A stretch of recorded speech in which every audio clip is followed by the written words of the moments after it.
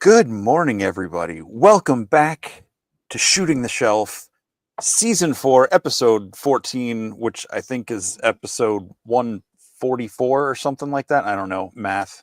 154. One something for. It's Sunday night. Mm-hmm. You know what's on your shelf? A bunch of figures. I was going to say, I can see some of Curtis's shelves. Yeah. And they are looking shelf-tacular. How are you doing tonight, buddy? Feeling a little under the weather, but otherwise not too bad. I'm glad we're here and gonna have some fun tonight. And apparently talk to somebody or some buddies. So yeah, I've folks, for those watching live, well, even if you're watching post live, Curtis had no idea who I was bringing on. Still doesn't. He's embiggened his screen on his side, so he only sees what's live. So he has no idea who our guests are. And it's been a lot of fun to keep this secret. I'm not good at keeping secrets usually. I mean, unless it's something, that someone tells me in private, like, hey, don't share this with anyone. But like my own fun secrets, I'm not usually good at. So this was a test of my own will this week. yeah, I think the only other time that I didn't know who was going to be on was on my birthday celebration one that you did. Right. Yeah. So we will bring them out in just a couple moments, folks. But we're going to say hi to the people in the chat who are joining us live tonight. Curtis. Which you will have to do because I cannot see the chat either. Oh, right. Man, Curtis he's given me all the reins tonight. Well, it looks like we've got StreamYard. Oh, no, that's just the comment. Stacy Lynn, two of Curtis's favorite Lyns. Mm-hmm. Jeremy Govier. Jeremy's here. James Samudio. Blake, aka Recon Rage. Mm-hmm. Q Jack, which we got to meet last weekend at MesquiCon. Dub3. Did I already say J-Mac? No. J-Mac. Q Jack. Darla Akerman. We saw J-Mac at MesquiCon too. Yes, that is true. Michael Casper, which we didn't see him, but we saw his spooky figure. We did. Legends Collect 1321. Ignore all the 1320 other ones before him.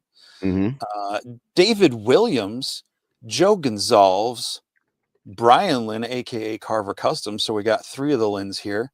Uncle Bob and Aunt Shelley from Uncle Bob's Vintage Toys, just back from the Ohio Toy Show. Nice. Great Ohio Toy Show. Spooky Zorro himself, Rob Zamora. What's up, Rob? I'm not clicking on either. Why am I not clicking on them? I don't know. I've got too many buttons of the Tribe today over on Saturday Morning Toy Collector. So if you're into AWOC, go check that out. Very cool. I need to catch up on those.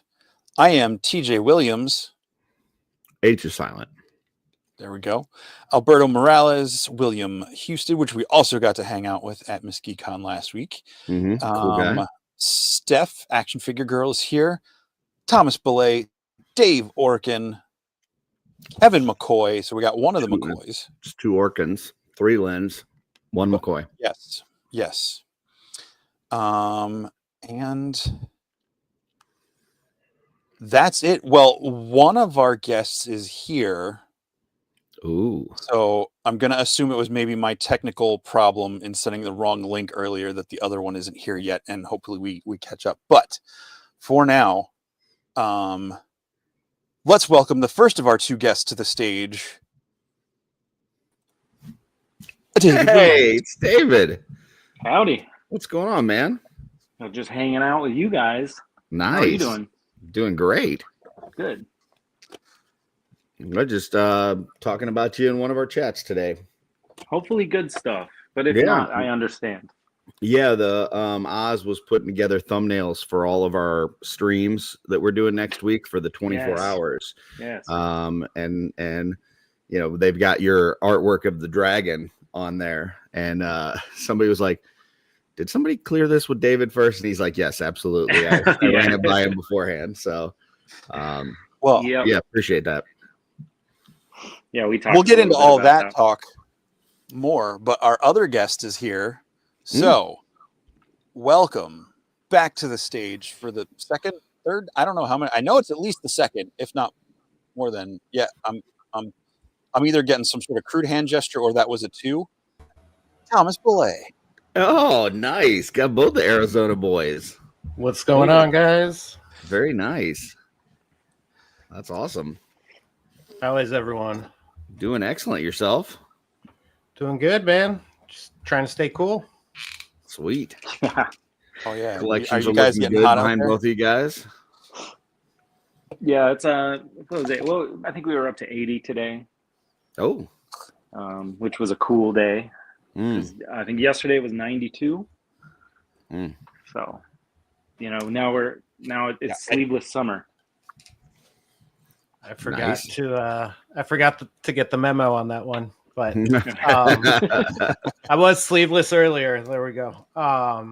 Yeah, it's gotten so hot. It was like 95 here in Phoenix. Had a couple figures take shelf dives already. Just change the temperature, and everything starts kind of leaning one way or the other. Yeah, I've invested in so many of those Kaiser doll stands, and it's every summer. I there's new guys that fall down, so it's like pretty good to just keep all the ones in the front on stands. So when some of them do take a shelf dive, they land on the guy that has the stand. I had never bought any of those until I was in the one of the Legions chats with you, and you were showing your 4 horsemen of the up there with their horses, and you had some of those horses on their hind legs with those stands, and I was like, yeah, that's cool. I got to get some. So they're fantastic. I don't know if you're gonna be able to see it, but I've got a couple of the horses kind of up now with those. So those come in handy. Yeah, it's pretty. They're pretty cool things to have for 6 to 7 inch figures.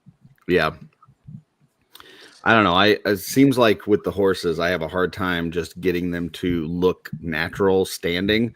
So getting them up on their hind legs actually makes them look a lot cooler. Yeah, a lot more dynamic. Yeah, I've got my Aethon and Arethyr on a stand, and it's one of the horseman stands, but I bent the wires up so it would get him more exactly upright. Nice. Yeah, I've got down here, I think I've only got one horseman stand, and that's Big Greg, because we know why. Yeah. He's carrying a lot of weight on those waist, Yeah. His head got sorry, real big. Thomas, I think I cut you off. Oh no, you're good. I was just saying I'm jealous of the Detolfs. I've got a couple, but every time I see Curtis's just never-ending row of Detolfs, I'm like, that's what's up, man. I need to go through and kind of reorganize my collection and stuff. Last night I was doing that with some of the Mafex figures. I was just taking them down and putting them in new poses and stuff. And every now and then you got to go visit your old toys and just kind of play around with them a bit. Mm-hmm. I always want to stream in front of my collection, but it's like a little inlay in my house, and my router is so far away in the other room that that area is just kind of a dead zone. So I can't get any service just in that corner. Gotcha. Which sucks. So my collection's over there. We gotta be able to see your pillows though. Like they're iconic at this point. Yeah. Yeah. So oh shoot. Well, I mean, you're jealous of Curtis's, Detolfs there, but that's trick photography. As soon as that camera pans left or right, it's just crumbling drywall. No, I'm kidding. This is a giant green screen. So yeah. Took a picture of how those in Nate Strong's house, and he's just in one of Nate Strong's houses, and he's got a green. It's like you see those photos where they get that perfect shot lined up, and then you see behind the scenes and whoa, I thought there was a lot more going on, but they just line it up all in the lens just right. Speaking of, it is the beginning of the show. Oh, we do a little thing there, don't we? We do. Curtis, you can look at the rest of the screen now if you want to, or you can keep looking up. No, you're good. You're good. All right. Well, let me. What? I'm not making fun of your house, Steph. I said Curtis. Who's Fu Man? I don't know. I think it's self-selections. Yeah. So first one is one of mine. And this is Cad's Toys on Instagram. I am not sure what's going on here. Little Doc Ock Elton John action. But yeah, this was unique and fun. I'm not sure what this is, but it's cool. Jesse? I'm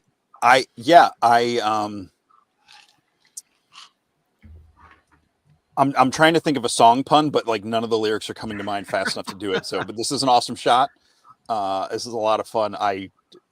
This is one of, I mean, it's a great photograph, but it's someone's having fun with their toys, and I love that. I love that one of the arms is holding a beer. You know, Yeah. Like it makes a lot more sense like that. So Yeah. And I like that he's not using his hands to play the piano. The arms. He's using his real hands to play the piano. Yeah. David, got anything on this one?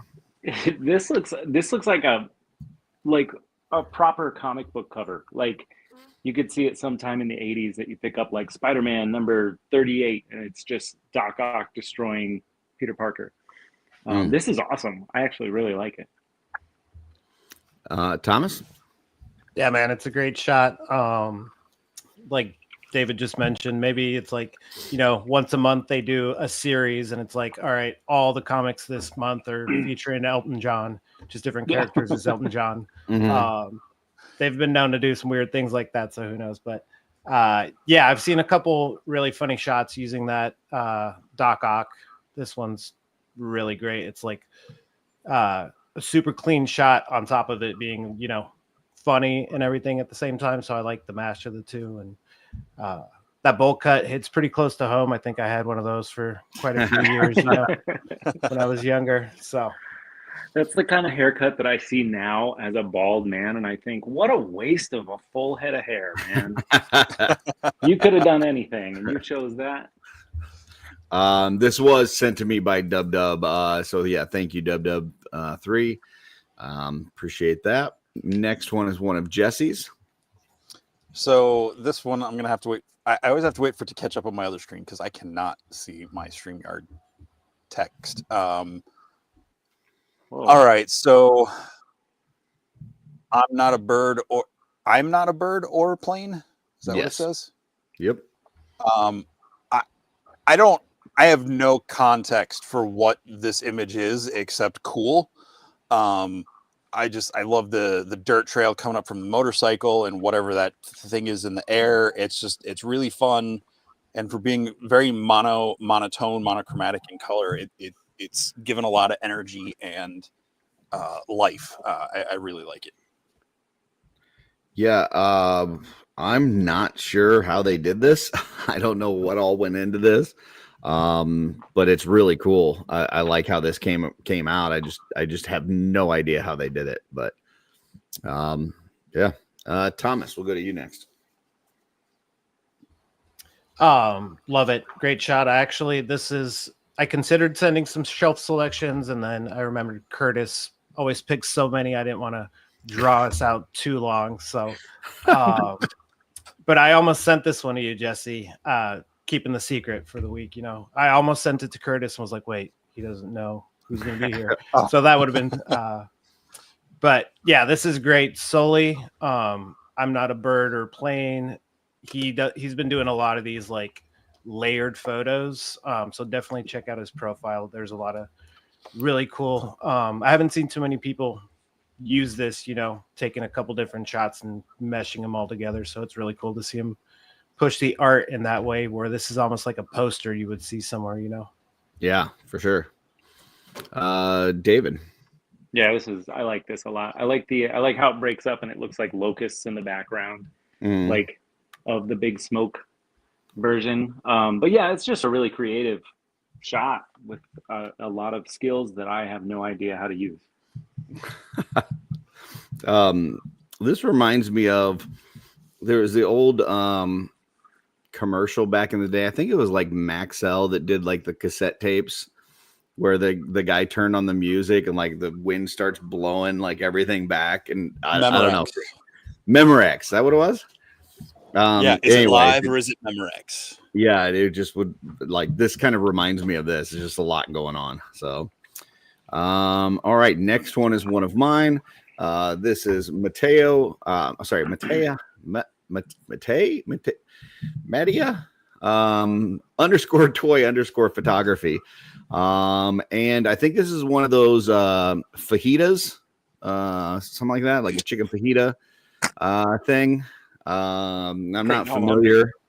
Yeah, I'm not familiar with this property, but I think this is one of those fajitas, and he's getting super powered. Got a bunch of those like rocks and dirt and everything flying with some electricity. Just thought this was kind of cool looking. So, David, we'll go to you next. I'm also not familiar with Dragon Ball whatsoever. But this looks like a scene from Dragon Ball. Like, as far as I know, they do this. So it's a really dynamic shot. Like, the lighting's cool, but whoever that guy is, he looks pissed. Yeah. Thomas? Yeah, great shot. I am not too familiar with DBZ. I've always thought about jumping into it and checking it out, but there's just so much of it that it's like, I watched a cartoon when I was a kid, but that's about it. Really, really dynamic shot, though. I like all the effects and the way the dirt's kind of jumping up there. Really nice way he's got it shaped too, where it's like focused right in to the center, but there's some shape with the effects that kind of draws you into the face right there. For sure. Jesse, you into fajitas? I was trying to think of a way to say I don't know much about this, and then give like an even cooler way to say the name. It's like you were like fajita. David said Dragon Ball. Thomas is like DBZ, and I'm like, nah, I got nothing. But I will say I did used to watch some of the episodes with a kid I babysat, and they told me they were going to make a movie, and I was like, how? Like, a live action movie is going to be 5.5 hours just for one fight. Because they spend like 30 minutes like powering up every episode and like throw one punch, and then it's like next time on Dragon Ball. I'm like, wait, nothing happened. At least that's my experience with what I've seen. And if they would have showed me this as what the live action would have looked like, I would have maybe gotten excited, because this is no offense to the people that made that movie, it wasn't very good, and this looks a lot more fun. Wow. Okay. Shots fired. Next one's one of Jesse's. I don't think there anybody that would really argue that movie was good. This is Ripik _tan on Instagram. I just really dig this image. Just, we see a lot of epic shots, or very, stoic, like pre-battle, where they're like looking at their armor or things like that. This was they're sitting around the table, and it just, we've got Sir Eli just kind of kicking that stool back, like someone said something he really doesn't like and is about to throw some hands or swords. Yeah, I just thought it was really cool. I've got a different take on this one. I think he's sitting there, he's sharpening his blade, and he saw a nice, pretty young lass walking by, and he's pushing out that chair like, hey, come on over here, sit by me. I think is what's going on here. But yeah, whatever. Thomas, what you got? Yeah, it's actually Sir Gideon's lady, and he's unaware that he's back there. Oh, so boy. Slowly approaching him, going to take care of business. The battle scene comes after this one, so that'll be the next shot in the series, I hope. But no, really cool. I like you said, Jesse, that they're just, in a different kind of environment, sitting down. Relaxed poses are hard to make tell a really nice story. So I can kind of gauge everything that's going on here with just, somebody sitting in a chair. So gets the creative juices flowing. I like it. Joe makes a good point here. You don't mess with the mustache man. So it's true. We need a song. Have you heard the song The Dirt Man? No. I've heard like an internet thing. There's like an internet song like Dirt Man, where it's just this guy with like a cowboy hat singing about how like you put a little pile of dirt under your pillow or what. Like, it doesn't make any sense, but I feel like we need a catchy jingle for the mustache man, kind of like that. All right. David, what you got on this one? I see the same things. You know, like it's cool to see these figures when people take pictures of them just hanging out. Like I just kind of like that. I love these two figures, so they already have like a pretty dynamic look. But I like that they're just hanging out at a table, sharpening swords and talking about whatever they're talking about. Yeah. Yeah, it's a pretty cool one. I like that. And this is I'm not sure if we said it, but it's like I believe it's Rippic_tan. And I was not following this account, so thank you, Jesse. I just followed because that's what we do, folks. When we see an account that we're not following that has cool stuff, we follow it, and that makes our Instagram cooler. Next one is one that I've definitely been following, and this is our good friend Elijah, Captain Firebeard Baker. And he's got a whole horde of goblins here.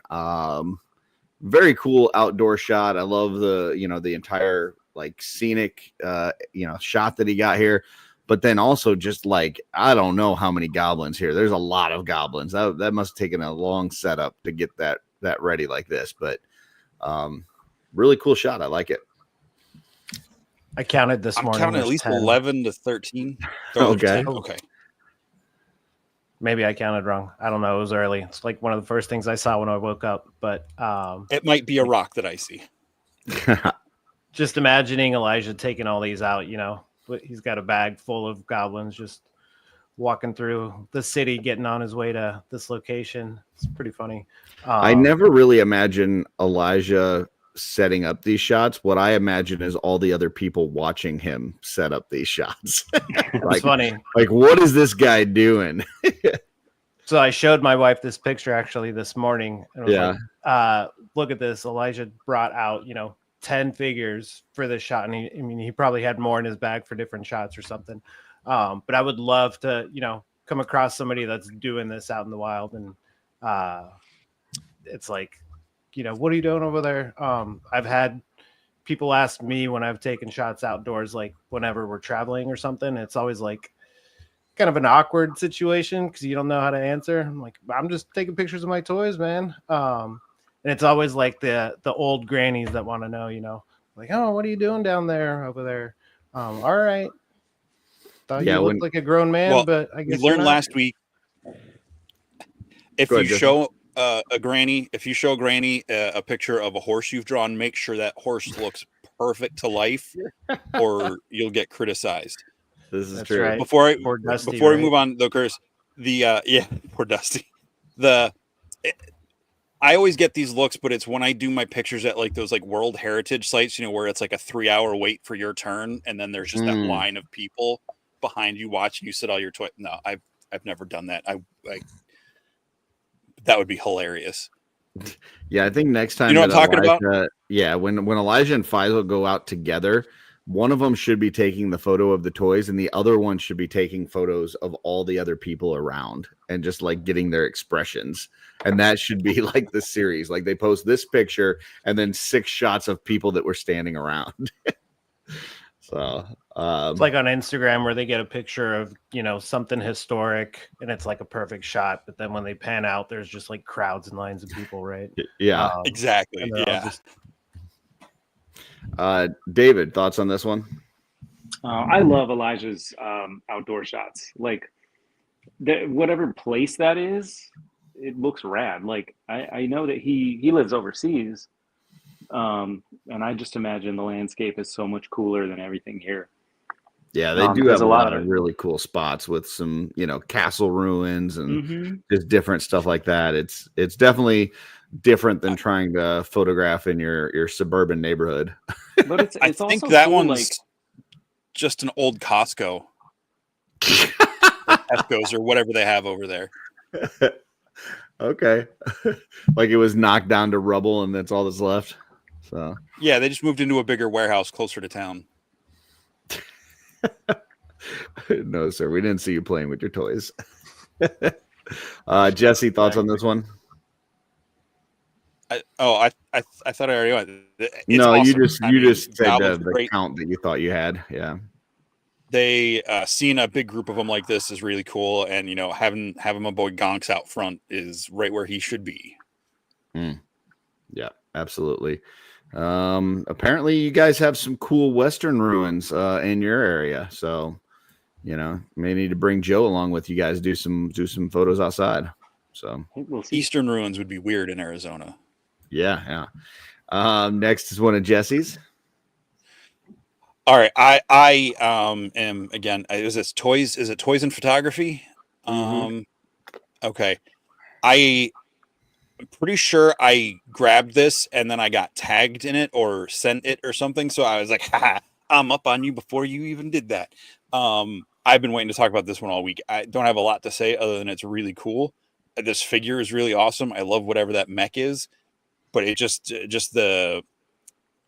the setting, the heat of the sun and like the feeling of being out in that environment and stuff just really comes across in this picture. I think it's really cool. And again, they've made a toy fully feel like it's coming to life and not feel like a toy. So bravo to this one. Absolutely. David. Yeah, this is cool. I have no idea what it is.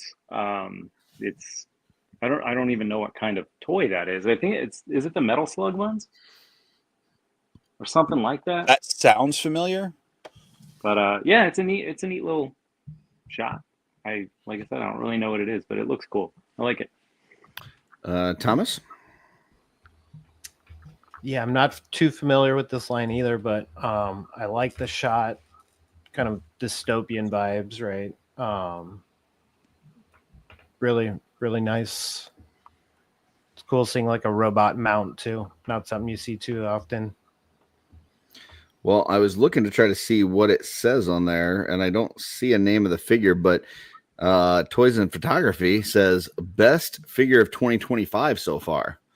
So that's pretty high praise, but yeah, I don't know this property, so it's cool though. I like it. I like the look. It has for me the feel of the Cosmic Legion sets that they've got with like the accessories, the camp accessories and stuff. Kind of feels in that thing where it's like it's mechanical and a little bit sci-fi, but at the same time still kind of crude mechanical, if that makes sense. So yeah, I like it. It's pretty cool. Oh, here we go. That is a lot of stuff. Jesse, you want to read that? USA stock Fog Toys 112 EA2 Fantasy Alphabet Series A LED feature deluxe action figure - upgraded version. I'm not looking that up.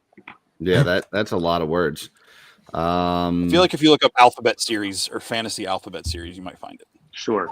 Yeah. Gotcha. Joke.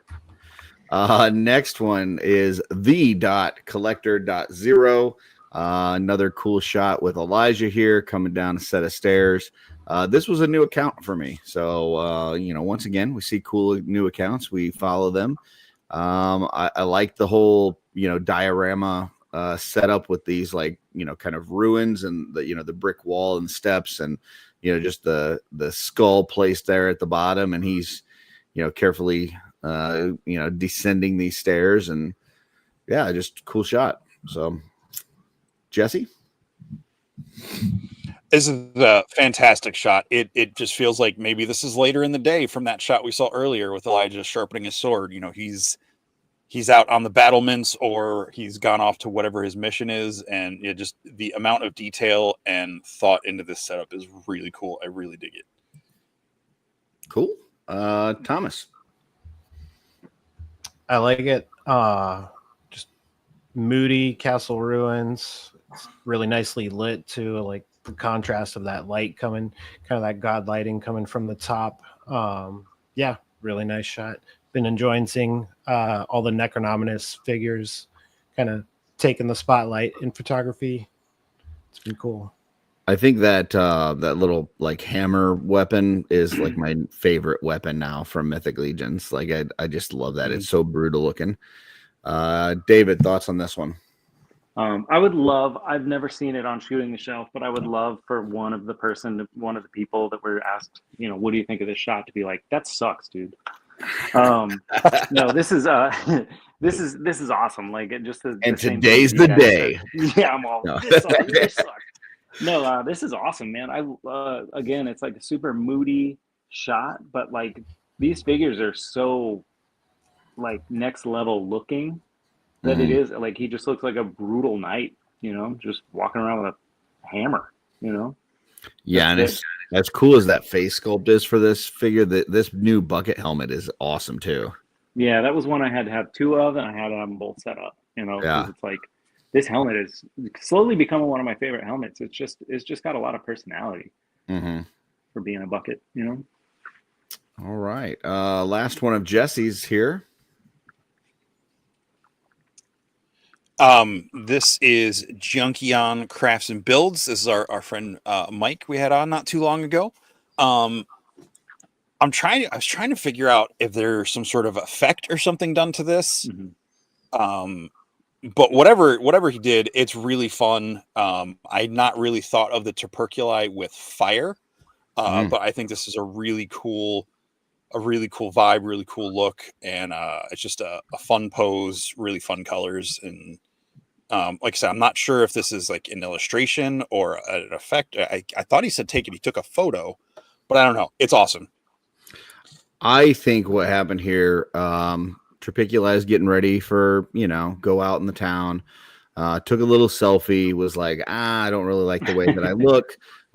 Threw on some of those teenage girl filters on there on the phone, and then was like, yeah, this is it right here. And then sent this out to folks. So I think that's what happened here. So, Okay. David. Yeah, this is cool. I believe there's like a cartoon filter or a comic filter over the actual figure. But it's cool, man. I like it. I love the Terpiguli. It's a great figure. It's not my favorite figure from the Necronominus wave, but it is the most fun to play with. Like Sure. just looking at it I don't go, that's my favorite, but man, this thing is total hand candy, like just messing around with it. Yeah, So, it's like it's slowly becoming kind of my favorite because of that. Like every yeah. time I look at it, it looks more dynamic, or every time I pose it, it looks cooler. Mm, So it's like the more I mess with it, the more I'm like, this is kind of the best figure, man. yeah. Thomas. Yeah, I like this shot. It's something different, right? Mhm. Some sort of art filter or edits on there. Could see it being, some sort of like packaging type of artwork. It's got those like abstract lines, and the fire and everything is it's pretty cool. I think going back to the Terpiculi, I was super excited to get that one in hand, and now I just want to pop it apart and use all the pieces on different figures. Yeah. I think Bill did one, right, that had like the two-headed chimera on there.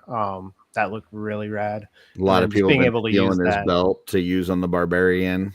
the belt, Yeah. just having that rib cage too that we can put on other Yeah, figures. having the bone kind of dwarf legs too. Yeah, there's just it's just full of a lot of useful stuff. So yeah, really cool. All right, I've got two more. So this is the second to last one I've got. This is Figure Kingdom on Instagram. I believe this was another new one for me. These shots here where they throw in a bunch of these like background characters and stuff. I don't know. I just think these are really cool. So you got these guardrails here, and you got Bret the Hitman Hart coming down to the ring. You can almost hear his music playing in the background, and all the people cheering and stuff. I don't know. Just I really enjoy this shot, and all the work that goes into setting up something like this. So, Jesse. This is a lot of fun. Like, yeah, the thing that really catches my eye is all the background characters. I'm trying not to like figure out where they're from and just take them as people in the crowd. And it's just yeah, you totally get that vibe of like that late 80s, early 90s, characters walking out for their matches is really cool. Thomas. Yeah, I don't know too much about wrestling, but it's always cool to see these shots with all the spectators taking the time to actually build out, that whole set and getting everybody posed up and making sure, one doesn't knock them all down, create a domino effect. So I'm sure there's, you know, a lot of time and effort that goes into setting up all these crowds. It's a really nice shot. Yeah, even having like the little cans on the ground and stuff. Like there's just, yeah, I imagine these kind of shots take a lot of time to set up and make sure that, like you said, it doesn't fall over and domino everything. So, David, this is a rad shot. Like it's like the thought that was put into posing all the characters. Like they truly look like they're excited for him to arrive. Like it looks like a real scene, you know, like. And it is little stuff like the cans on the ground, like the people that just throw stuff all over the place during these matches. And again, like it looks like these people are greeting him as he walks down to the ring. Well, and It's even cool, just man. kind I of like it a lot. the like motion of him walking down, like like he's just standing. It looks like he is like in the middle of walking. Yeah, you got the Michael J. Fox ready for the high five, and Yeah. Those it's are pretty super cool, man. cool on this. Yeah. And this is right before Shawn Michaels screws him. So, and last one, this is no stranger to the channel, JCM Custom Paints. He does some of the most realistic paint jobs that I've ever seen, and did this one of the penguin. And my goodness, this looks like so realistic. It looks like it's straight out of the series. So I had to pull this one up. If you haven't checked out his Instagram, this is a must subscribe, in my opinion. I know he does a lot of, sometimes he'll do batches of things where he'll have, I've seen where he did like some Wolverine heads and some Beast heads and stuff, to where he'll do like 20 of them or so, and he'll sell them, and so you can kind of get in on it. And get some stuff. I've got a couple different heads painted from him, and man, they're just spectacular. So if you get a chance to get a head from this guy painted, definitely jump on it, because he does amazing work. So, Jesse, I don't believe that that's not just Colin Farrell in the makeup chair. Like that is insane. Yeah, It's that's all I got. All right, Thomas. Yeah, that's incredible. When it first pulled up, I thought it was, makeup effects or something. Really, really cool. I was not following this person, so I just went and added them to my Instagram algorithm. Really incredible. And a fantastic show. I absolutely loved it. So. Oh, such a good show. I mean, looking at this, like the eyebrow hairs look, like unique. It's not like it's just he drew a line straight across. It's not like the girls that draw their eyebrows on where it's just like a straight line. You can see all the individual hairs. Same thing with the hairline. Same thing with the 5 o'clock shadow. That scar definitely is something that sticks out in this one. But man, he just did such a good job. Yeah. David, thoughts on this? This is an account that I follow. I've been following it for a long time, and I tend to stop on theirs more often and like zoom in, or even like screenshot it just to zoom in, because it's astounding what they can accomplish. And it's also an account, and this is just a pet peeve of mine, it's an account that doesn't put music over the pictures. I seriously, I probably miss 90% of the really good photos because I hate the song that somebody put on it, or it's just this blaring thing. I'm like, if you want somebody to look at your stuff on the internet and really appreciate it, don't make them listen to Freebird, like no one wants to hear that song anymore. It's funny because we were just talking about this last week, that I have I didn't even know that you can do that. Like I've seen it on people's, but I didn't know how. I didn't know if you had to have that clip yourself or whatever. And then Jesse's like, no, there's a section and you click on it and then you can search for the. And I was like, I didn't even know that was a part of that. It kind of drives me nuts, man. But I like when I can look at a proper art piece, that's standing still in the first place, and really look at it and appreciate it, and not have to mute my phone or scroll real fast to get it over with. So Now this painter in particular is just next level, like astounding stuff. It's beautiful. Yeah, another really cool thing about his account is he does have some tutorials on there as well. He's got some on doing like Caucasian skin tones, on darker skin tones. He's got one on painting eyes.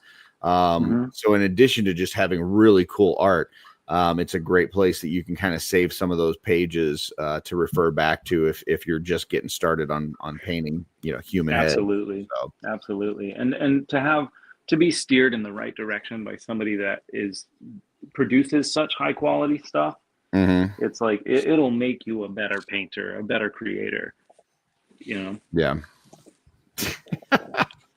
Well, there you go. Brian says he's going to put Freebird on all his posts from now on. So, David, I will keep that in mind and make sure I use music on all my posts going forward. Yeah, go for it, man. I might miss them. That is it for shelf selections. Wait, if there is music? Yeah, I just scroll past them. They're too loud. Oh, I thought I misunderstood. No. I thought you said you liked the music. Oh, no, not at all. No, I hate it. Okay.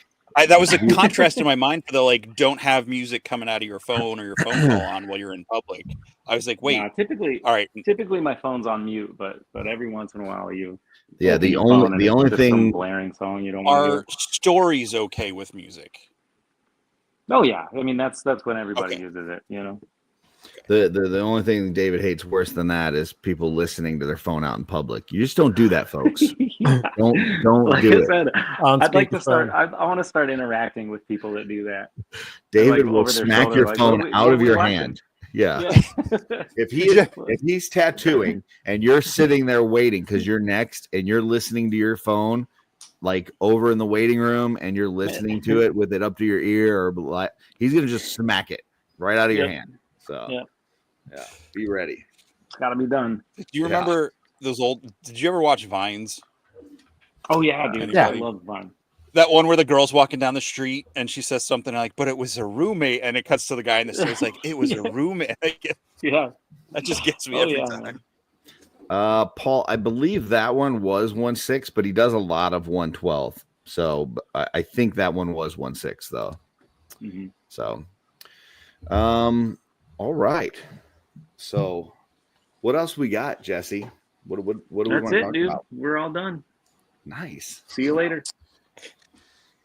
Yeah. No. Well, we were talking about something earlier, and I think I interrupted, and I said we'll talk about that later. Oh, we were talking about the 24-hour telethon next week. Yeah.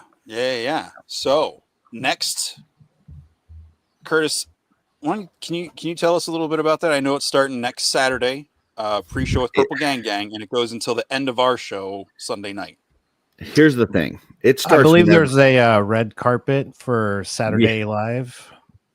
Here's the thing. It starts whenever you want it to start. Okay. Like if somebody's running a Thursday show and they want to run it all the way through Sunday, you just go right ahead. Okay. So, and I say that because I don't want anybody to feel left out. I don't want anybody to feel like they've been excluded. That is not the idea here. Initially, I just thought, with this campaign, because they take your money up front, I think there's a lot of folks that are waiting till the last weekend, maybe even the last day. So I think we're going to hit some stretch goals on that last day. And I think it would be cool to just do like a 24-hour stream. So initially I was just going to do it on my channel. I was just going to do a 24-hour stream. Whoever wanted to join can join, whatever. And then the more I thought about it, I was like, well, there's some folks that typically do shows on Sunday. I know Schmerber has started to do every other Sunday. He does a show. I know Latin Legions do a show. So I didn't want to like step on anybody's toes. So I started reaching out for the folks that have like Saturday night and Sunday shows and said, hey, do you want to be a part of this? Because if so, we can split it up to different channels. And they did, which was awesome. And so, we started incorporating it. So it was like we went from one show that's 24 hours to, like 4 shows that were 6 hours. Then we went to 6 shows that were 4 hours. And then we started adding some dual streams because, Trevor's like, well, I was going to do my own thing for the last hour of the thing. I'm like, well, we're doing like a 24-hour, and then you go live on your last hour like that. Then we're just, we're just splitting the audience and stuff. So then we decided to do a dual stream with that, with Legion's Lounge, which is not normally a Sunday show, but you got to get Trevor, you gotta get him the green M&Ms. You got to do whatever you have to make him happy. So we decided to dual stream that. Then I got, a little bit of trouble with the Legion's ladies. They're like, they're missing on the show. We don't want the ladies to feel left out. So then we, added them as a dual stream. And then we get to Saturday this week, and I send a super chat to the guys to help out. They've been doing a great job of doing some giveaways of gift cards to help people purchase the Dragon. Hedgie and LeBron and Ryan do a great job over there. And I was like, hey, if you guys are interested, I know they're a Saturday show, but if they're interested on Sunday jumping in with us, let us know, and we'll get them on one of the channels. And yeah, sure enough, that it was like, well, how come we're not on the schedule? Okay, well, I mean, we can run it for 48 hours. We can run it for 72 hours. How I don't care. However long you want it. I just want it to be fun. But please, anybody out there watching this, don't take offense. If you would like to jump in for part of it, if you'd like to be on for all of it, like, we'll do whatever we can to try to get as many people in this. There's certain constraints, but the whole idea is just to have some fun with this, have, coverage up to the last minute.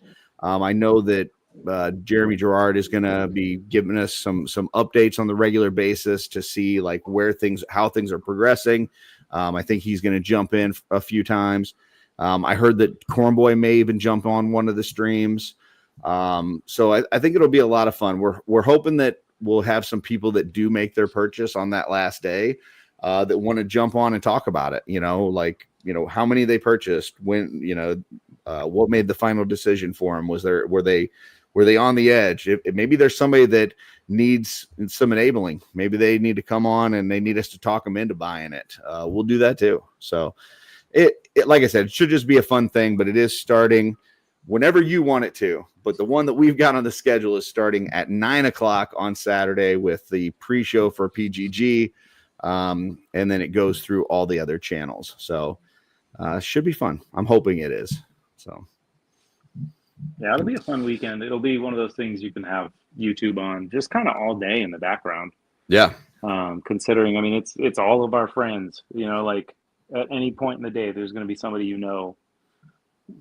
being funny, Yeah. And I mean, if you tune in at like 3 a.m. and you're watching OffWorld, do I expect that you're going to see that needle being moved a lot at 3 a.m.? Probably not.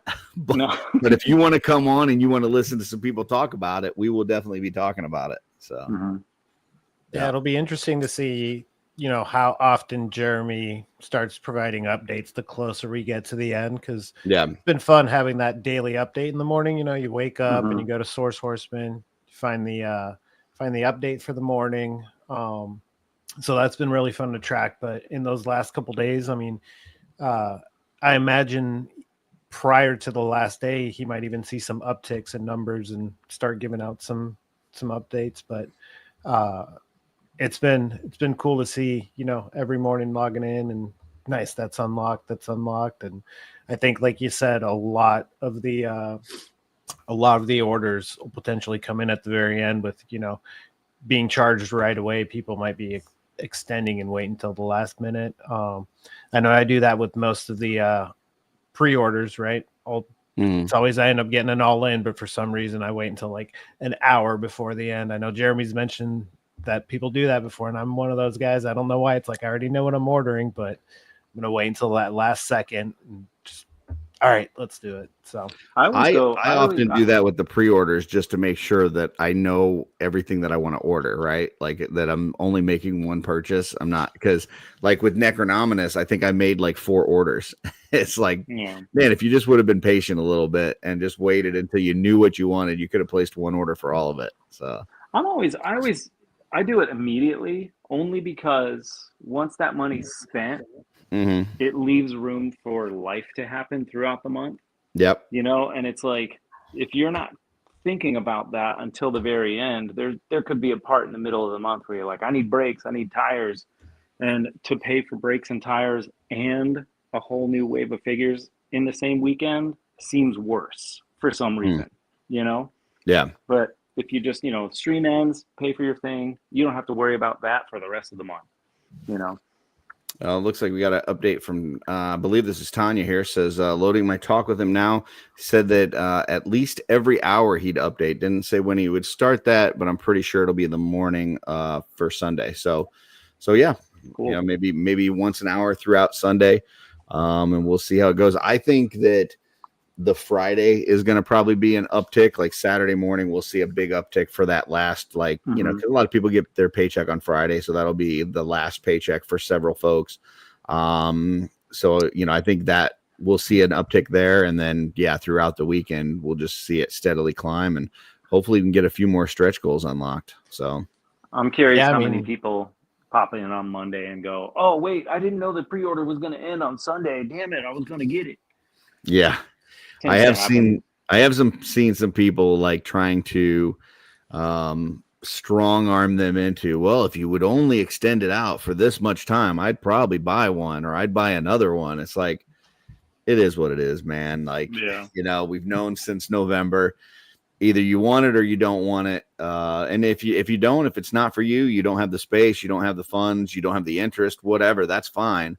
But yeah, don't come crying on Monday saying that, you know, well, if it just would have gone one more day. So Yeah, or I didn't know. yeah. Well, Yeah. it's been Nobody told posted me. every Yeah. single day since the campaign started. Yeah. But it'll be And fun. not to call any names out by any means, but you know, there's always going to be someone, even if it went another 15 days for a 45-day campaign or whatever, someone would be like, "Oh, can it go one more day on top of it?" Oh, There's yeah, always absolutely. it's just the nature. If it had been, you know, 6 months long, there'd still be someone waiting at the end to be like, "Oh, I wish it would have gone longer," you Yeah. know. Absolutely. So We still don't even know what the 4,000 unlock is. well, we mean- do. We haven't seen it, but we know what it is. Right. We know the Yeah. name and everything, but we haven't seen what it is. So I'm Correct. wondering, they're not going to wait till the very end to show I that. don't- So Well, I don't know. Jeremy's I show think it this weekend, depends. maybe. I don't know. I think it Or depends this on week. if they think that it realistically is going to hit. I don't think they want to show us something that we're not going to get. I think that, you know, especially something that's really cool. Like if we don't get like the extra heads for the Ashen zombie or something, I don't think that's the end of the world. But I don't think they want to show us a full night that's like super cool and then we don't get it. Because then even if everything else funds, I think it still would be a little bit of a letdown. So we'll see.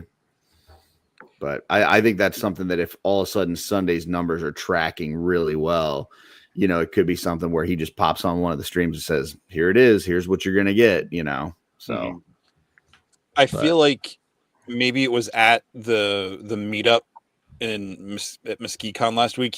I think he said something to the effect of, when we get closer to those numbers is when the reveals will happen. yeah. Maybe not in those exact words, but something that conveyed that sort of the thought process. At least that's what I remember hearing. I'm not a very good narrator though, when it comes to real life. I'm interested to see if they, and I don't expect them to do this, but it would be cool if the flame effect continues to go like sell, if they will add an extra stretch goal to that, because that one has already got everything unlocked, right? And we still got the rest of this week left, and I think there's going to be an uptick at the end. You know, if we end up getting, you know, let's say 2,000 of those or 2,500 of those sold, it'd be interesting to see if they do anything extra with that one.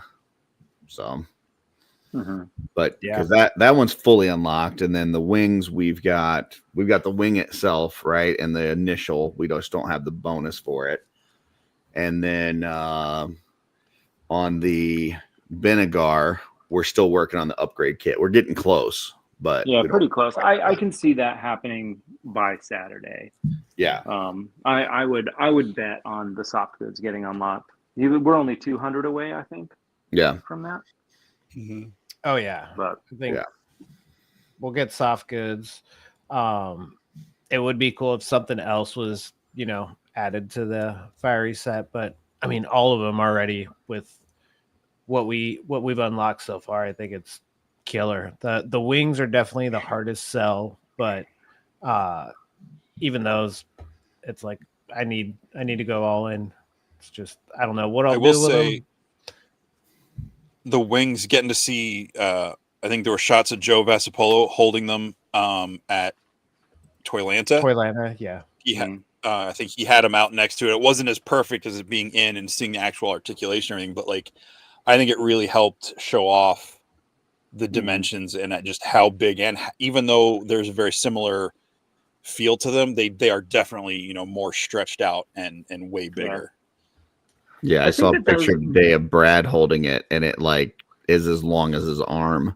Like it I think those are important shots to add to the website or to Instagram for like the non-Legions fans, because it was when they showed it with the Hiss tank is when everybody started buzzing, because I think a lot more people have the Hiss tank than a lot of those other figures, and the Hiss tank is substantial. Like that's a big piece. So when they showed that in comparison, I think a lot of people were like, "Oh wait, I didn't realize it was that big." Yeah, a lot of those shots with the different scales with like Galactus, the Hiss tank, those I think they reach out to the community, right? With those, and then for reference, when a human is holding those pieces, that's when you really can see just how big those wings are. Everybody knows what a person. It was the Lego minifigure that really worked. It got me to understand. Yeah. Everybody knows what a Lego is. Yeah. I mean, that's slightly a joke, but like I'm probably more familiar with like the dimension, weight, and feel of a Lego figure than anything else at this point in my life. Sure. Yeah. So as of this morning, it looked like we were 145 dragons away from the Benegar upgrade set. So I mean, I think that's pretty much a lock. It's just a matter of what else we would get with that. So we'll see. It'll be a fun final countdown. So absolutely, man. I'm going to be in Florida for that. I'm going to visit my family for the week starting Saturday. So I was really excited when it got announced that I was going to be 3 hours behind in Arizona. So like the middle of the night stream would have been hilarious to watch. Yeah. While you guys struggled to stay awake and I was hanging out. But I'm going to be on the same time zone as the rest of the East Coast. So, but I'll still try and just check it out. Rob says that's where BBTS jumps in. I'll be honest. I mean, first off, I don't know for sure that Big Bad Toy Store is going to buy some. It would make sense for them to buy some. Secondly, I don't know if they do, how many they're planning on ordering. And thirdly, if they are going to do that, I don't know if those numbers, they may already be in there. Like we really don't know. I mean, they bought Cat's Lairs, Yeah. But it could be something where, we may have already seen those numbers. Those numbers may already be in the total. So it's true. But yeah, it would be cool if we saw a really huge uptick on that last day or two. So for sure. Yeah. They might also be watching like the total numbers to see, what kind of demand is out there to make their decision on how many they could order. So but the size I don't see a lot of like other any retailer companies doing that. Yeah, just with the sheer size and the price point of it, like who can afford to just warehouse one of these, like I mean, I think if you're a retailer that has space and goes to a lot of shows, I think it probably makes sense to get a few of these to sell at shows, right? But it's not something you really want to ship. So like Big Bad Toy Store, if they're going to ship it, especially if they're doing $4 shipping on this thing, then they got to really figure out like what is that price point you need to charge that you're still making a profit off of this thing. It's not going to be a pretty price tag, that's for sure. No, so, I mean, what is Cat's Lair is $1,000, I think. Yeah, and that doesn't have $4 shipping. Oh, it doesn't have $4 shipping? No. Yeah, they're bigger items. They can't afford to do it when they're that much bigger. Okay, gotcha. In stock. Yeah, I think even like the Galactus, and like I think even like when they do the sideshow statues and stuff that they do through there, because they do those as well. Like you can go right to sideshow, but if you miss the window on sideshow, Big Bad might have some in stock for a bit of a markup. But yeah, I think the $4 shipping doesn't apply to that stuff. I could be wrong. but I know the bigger they are, they just mathematically can't do that. So you guys already have your orders in then? Yeah. And what did you end up going with, David? I did everything but the wings. I think I'm gonna just do the wings just to have them. Mm-hmm. I basically just have to put in my order. Gotcha. So I'll go all in ultimately. Gotcha. And Thomas, so you haven't put your order in, but do you know what you're getting? Yeah, I already know I'm getting an all in. I haven't done it, and I don't know why. Like I was ready to do it the first day, and it's like, all right, you got to help us raise that number at the end. Make it exciting, build up the suspense. Yeah. And then Jesse, you wait until the last weekend. I'm working out a deal with someone who's buying multiple. Oh, okay. Nice. So I'm getting it via someone else. But so I did not get to put my own order in for it, but someone else. I think I'm giving up the extra figures minus the Benegar and the set if that gets unlocked. But I was like, I got to get the story characters. I don't care about the Fire Knight or the skeletons. I mean, they're cool, but as long as I get the ones that are important to the story, like I said, I'm just gonna go. I'm gonna go make a campfire when that comes out, and I'm just gonna spread the ash around my diorama for it because nothing's surviving that blast. Okay. All right. And are you planning on getting the wings and the fire set though too? I think so. I mean, I may need to swing for one or both of those on my own. Gotcha. But I believe I'm working out the deal to get all of that. Uncle Bob here says they were originally thinking about buying some to resell, decided not to. I don't think the markup is going to be worth the investment. Yeah, I mean, it really depends on what you think you could sell it for.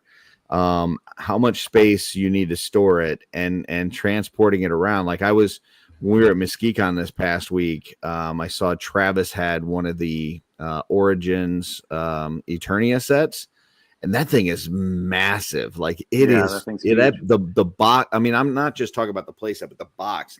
The box is really long, really big. And, I know he's already brought it to like 4 or 5 conventions. So you're trying to load that thing up in your truck and transport it around. You get to the con, you got to put it up on a shelf somewhere. It's like, if it doesn't sell, then you're throwing it right back in the truck and taking it somewhere else. So, there's definitely a hassle to it. So you got to figure out if it's worth it. Me and Thomas, we just did a toy show a couple weeks ago, and we saw somebody buy the Ghost. Oh yeah. And they sold the Ghost and they wheeled it out on a like a jack. Yeah.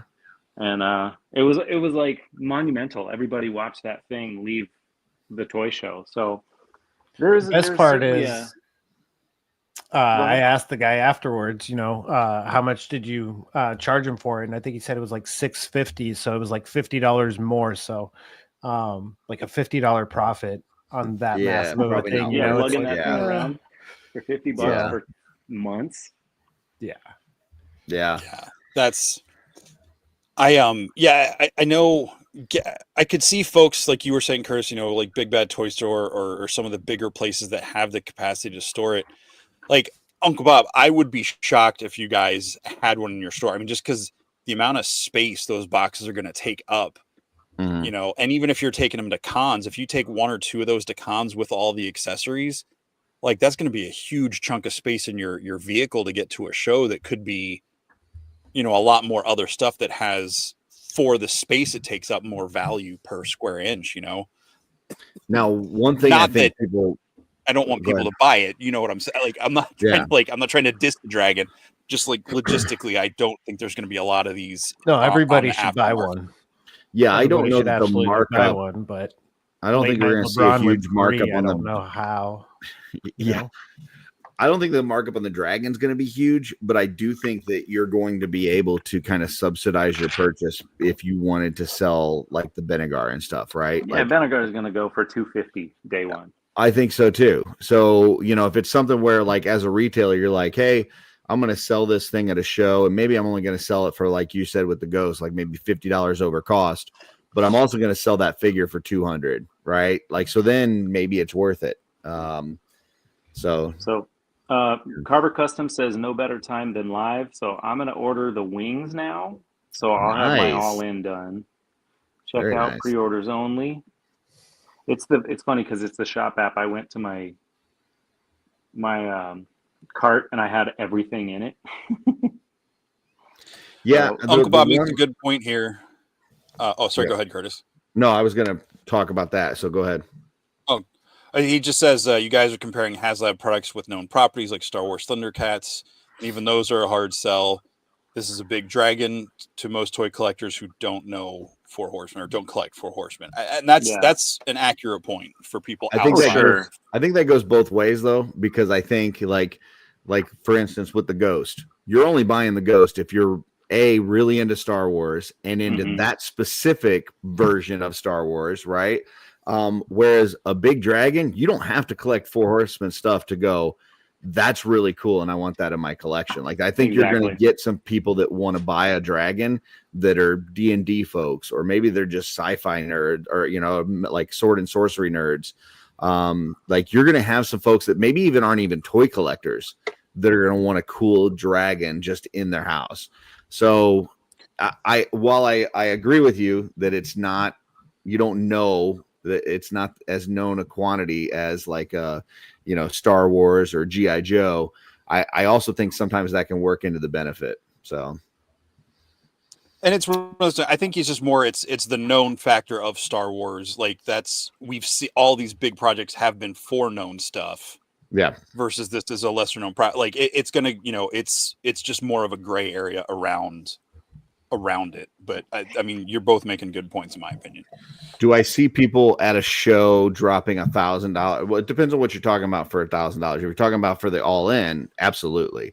If you're talking about for just the dragon, like a $450 markup, no, I don't see that. But I could see you selling, like if you buy it for $550, tax and shipping, maybe you get it for $700. I could see you selling it for $700 and then selling the Benegar for another $250 on top of it and still making a pretty decent profit. Those figures are gonna be the thing that makes you see a profit on reselling. I don't know that I see retailers getting, anybody, even Big Bad Toy Store, most likely getting the wing set and the fiery set. Like I don't see that. Yeah. Like if anybody goes in on this, I think the it's really the dragon itself, right? So but we'll see. I don't think you're gonna see a ton of these. I think if you go to a big show, you may see one at a show. I don't think you're gonna see them at like every booth or anything. Yep. So well, the deed is done. Blake says he got two all in. Oh, awesome. Dragon wings are purchased. Very nice. Woohoo! Take that, Saturday Live. We did our part. Blake said he got 2 non-action figure collector humans to buy the dragon. Cool. Nice. Awesome. That's pretty cool. Yeah, there's been quite a few people that are there. Some of them are still on the fence, but it's unlike kind of anything out there. It was like what Curtis is saying. If you like Star Wars, then you buy the Star Wars HasLabs, or if you like, Thundercats, but I know it's just so universal. Yeah, I know Trevor got a bunch of the ACBA photography guys to buy just the fire set without buying a dragon, just so that they can kind of put that dragon neck and head coming out of a wall or out of the side of the because when you're doing that photography, you don't need to get the whole thing, right? You just and there's still some posability in that neck. Yeah, there's at least one joint. Yeah, so I know. Cool, I know he said he knew several folks that just got that fire set. Bless you. And if you're one of those collectors that still collects a bunch of different lines, that fire set's a great way to go, because you, like they're saying, you can make a little dial, you can have that dragon head displayed and it still look cool without the real estate that the full thing's going, if you're not a full, Mythic Legions collector. And I think that's a really good way that they broke it up, because then it gets them more familiar with the product, and maybe it brings more people into collecting Legions. Yeah, not to mention that Fire Knight is cool too, Yeah, that's what I was just gonna say. Like, to me, if you're not a retailer and you're just buying one for yourself, I think the fire set is a no-brainer. Like that's like, okay, I get the fire set, and you can sell the fire night and basically pay for the whole set probably. Or you keep the fire night. Now you got this really cool night and the fire. Like there's just a ton of value in that fire set. Yeah. So, Absolutely. If I didn't want the figures, it'd be great to just, part them all out to knock down the price, but I freaking want everything, It's like everything in this it's like, these oh, sets I could are sell this rad. figure and make 250, but mhm. then I wouldn't have that figure, It's like Yeah. so it's Yep. tough, but yeah, it's gonna be awesome, man. And that fire breath set, just seeing how quickly that climbed. I know a lot of people, like you mentioned, were saying they can use it for toy photography, Mhm. getting it coming out of a cave or something. I know Brian Carver Customs been teasing some things that might be on the way. So he's always one of the amazing guys out there doing terrain and all that kind of stuff for these figures. Yep. So excited to see what he can bring out for those. Uncle Bob says vast majority of people that purchase at toy shows are not spending $500 and up. Vast majority are small sales. 500 to 1,000 is a huge purchase to most people. I would agree with that for the most part, with the exception of Legion's Con. I would say Legion's Con. I've heard of people dropping $10,000 to $15,000 at Legion's Con. So if let's say there's a retailer in the New Jersey area and they've got storage space and they don't mind kind of keeping some of this stuff, till November. Do I think that there's going to be somebody at Legion's Con that's going to want to buy a dragon and then drive it home with them? 100%. Absolutely. Absolutely. Yeah. Like there, you get people that travel from all over the country to get to Legion's Con, via, bus, train, car, whatever. And I could totally see somebody picking that up at Legion's Con, but your everyday toy show, like is somebody going to, an Ohio meetup or ZoloCon and buying a dragon? Probably not. But at Legion's Con, I would not be surprised if we see multiple dragons once this thing is out at Legion's Con, and I wouldn't be surprised if we see multiple ones sold across that first weekend that it's available. Someone with a table of just dragons. Yeah, that's all they get. And because of that, it would be a competitive. They get price. three. Like it wouldn't be a standing. Yeah, I mean, I would, if you're like, think about it. If you're a New Jersey retailer and you can do the local pickup, so now you don't have to pay for shipping, right? So you're just paying tax. I wouldn't be surprised to see people sell the dragon straight up for $550 or $600 at Legion's Con, and then sell the figure on the side separately. Yeah, without Benegar or whatever. Yeah. So you're still getting the dragon for the same price as you would now, but you're not getting the extra benefit of the stretch goals. So but yeah, we'll see. It's definitely not for everybody. I mean, I'm with you, Uncle Bob. Like, when I saw, Travis loading up that Eternia playset, and I know he's taking it to at least like 4 cons now. And it's like you're loading it up, you're bringing it, you're setting it up, you don't sell it, then you got to load it back on. And he had a Hiss tank, he had a Ghost, he had a Galactus, he had a Sentinel, like. He had a lot of big box stuff, and every time that doesn't sell, you're having to throw it back on the trailer and drive it around again. So, yeah, it's not for the faint of heart, that's for sure. But yeah, but it's cool stuff. What else, guys? What are you guys? Oh, sorry, Jesse, go ahead. I was going to say, I know it's still almost a month away, but you guys are. I know. There's the California meetups coming up at the beginning of May. Are you guys both headed to that? I saw David share the post the other day. Yeah, I'll be there for sure. I'm only going to be there. I'll be there Saturday, and then Sunday there's going to be like a toy swap at the old location. But as far as I know, like Nate is going to be there the whole time. Walter's going to be there the whole time. Sir Owen Erdling. Cool. And Walter's fantastic. Walter's going cross country for it. I believe he is. Wow. And then Is Ramirez is part of it. It's going to be fun. That's where I met Joe Gonzalez. 2 years ago, and it was just cool. I think this year is going to be a little bit more cool, like every year. Mhm. I wasn't there last year, but I know that Wyatt showed up. You know, So- Joe's taller than most people expect. So He really is. yeah, I don't know if you knew that. You know who's taller than I expected was Wyatt. Wyatt is so tall. Yeah, he's pretty tall. He's pretty tall. He's also An majestic. optical in person. illusion. It's just the hair is so long that he looks a lot taller than he actually is. It so. lengthens his body. Mhm. No, for some reason I thought he was just a little cute guy. No, he's just a tall, cute guy. Yeah. And this is the third year for the event, right? Yeah, it's third And one. it's a new location this year. Yeah, it looks to be. Okay. As far as I know. I mean, it is, but I don't know exactly where it is. Gotcha. But all the information's on that post. Oh, that's right. I saw Brian's heading out to that one. Oh, nice. Oh yeah. Hey, why that? It's so funny that I forgot to mention Brian because we've been talking about it for a week. And how Yeah, excited we you are to think hang it's out. funny. He just wrote your name on a list. So yeah. Well, it was nice being friends with you, Brian. Yeah. So First one was awesome. It was like you mentioned, I think a two-day thing, right? We had the Mythic meetup on that Saturday, and then Sunday they did kind of a local toy show. So all the people in the area that, kind of rotate through their collections or sell like vintage toys, they all came and set up, and it was like throughout a whole parking lot. They had a bunch of different vendors. But yeah, it was really fun. I think so. Late Night LeBron came out to the first one. I think he's going to be coming back out.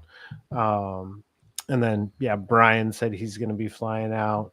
I know Blake Recon Rage been considering coming down from Portland. So it's a couple hours flight from here, not too far, but I'm looking forward to going back out. I think last year ended up going to IshCon, and then this year it's like maybe we can do Sacramento again if I don't wait, till the last minute to I definitely me and Thomas missed it together last year. Like I couldn't tell Thomas why I was going to IshCon, but I told him he should choose IshCon over. We knew.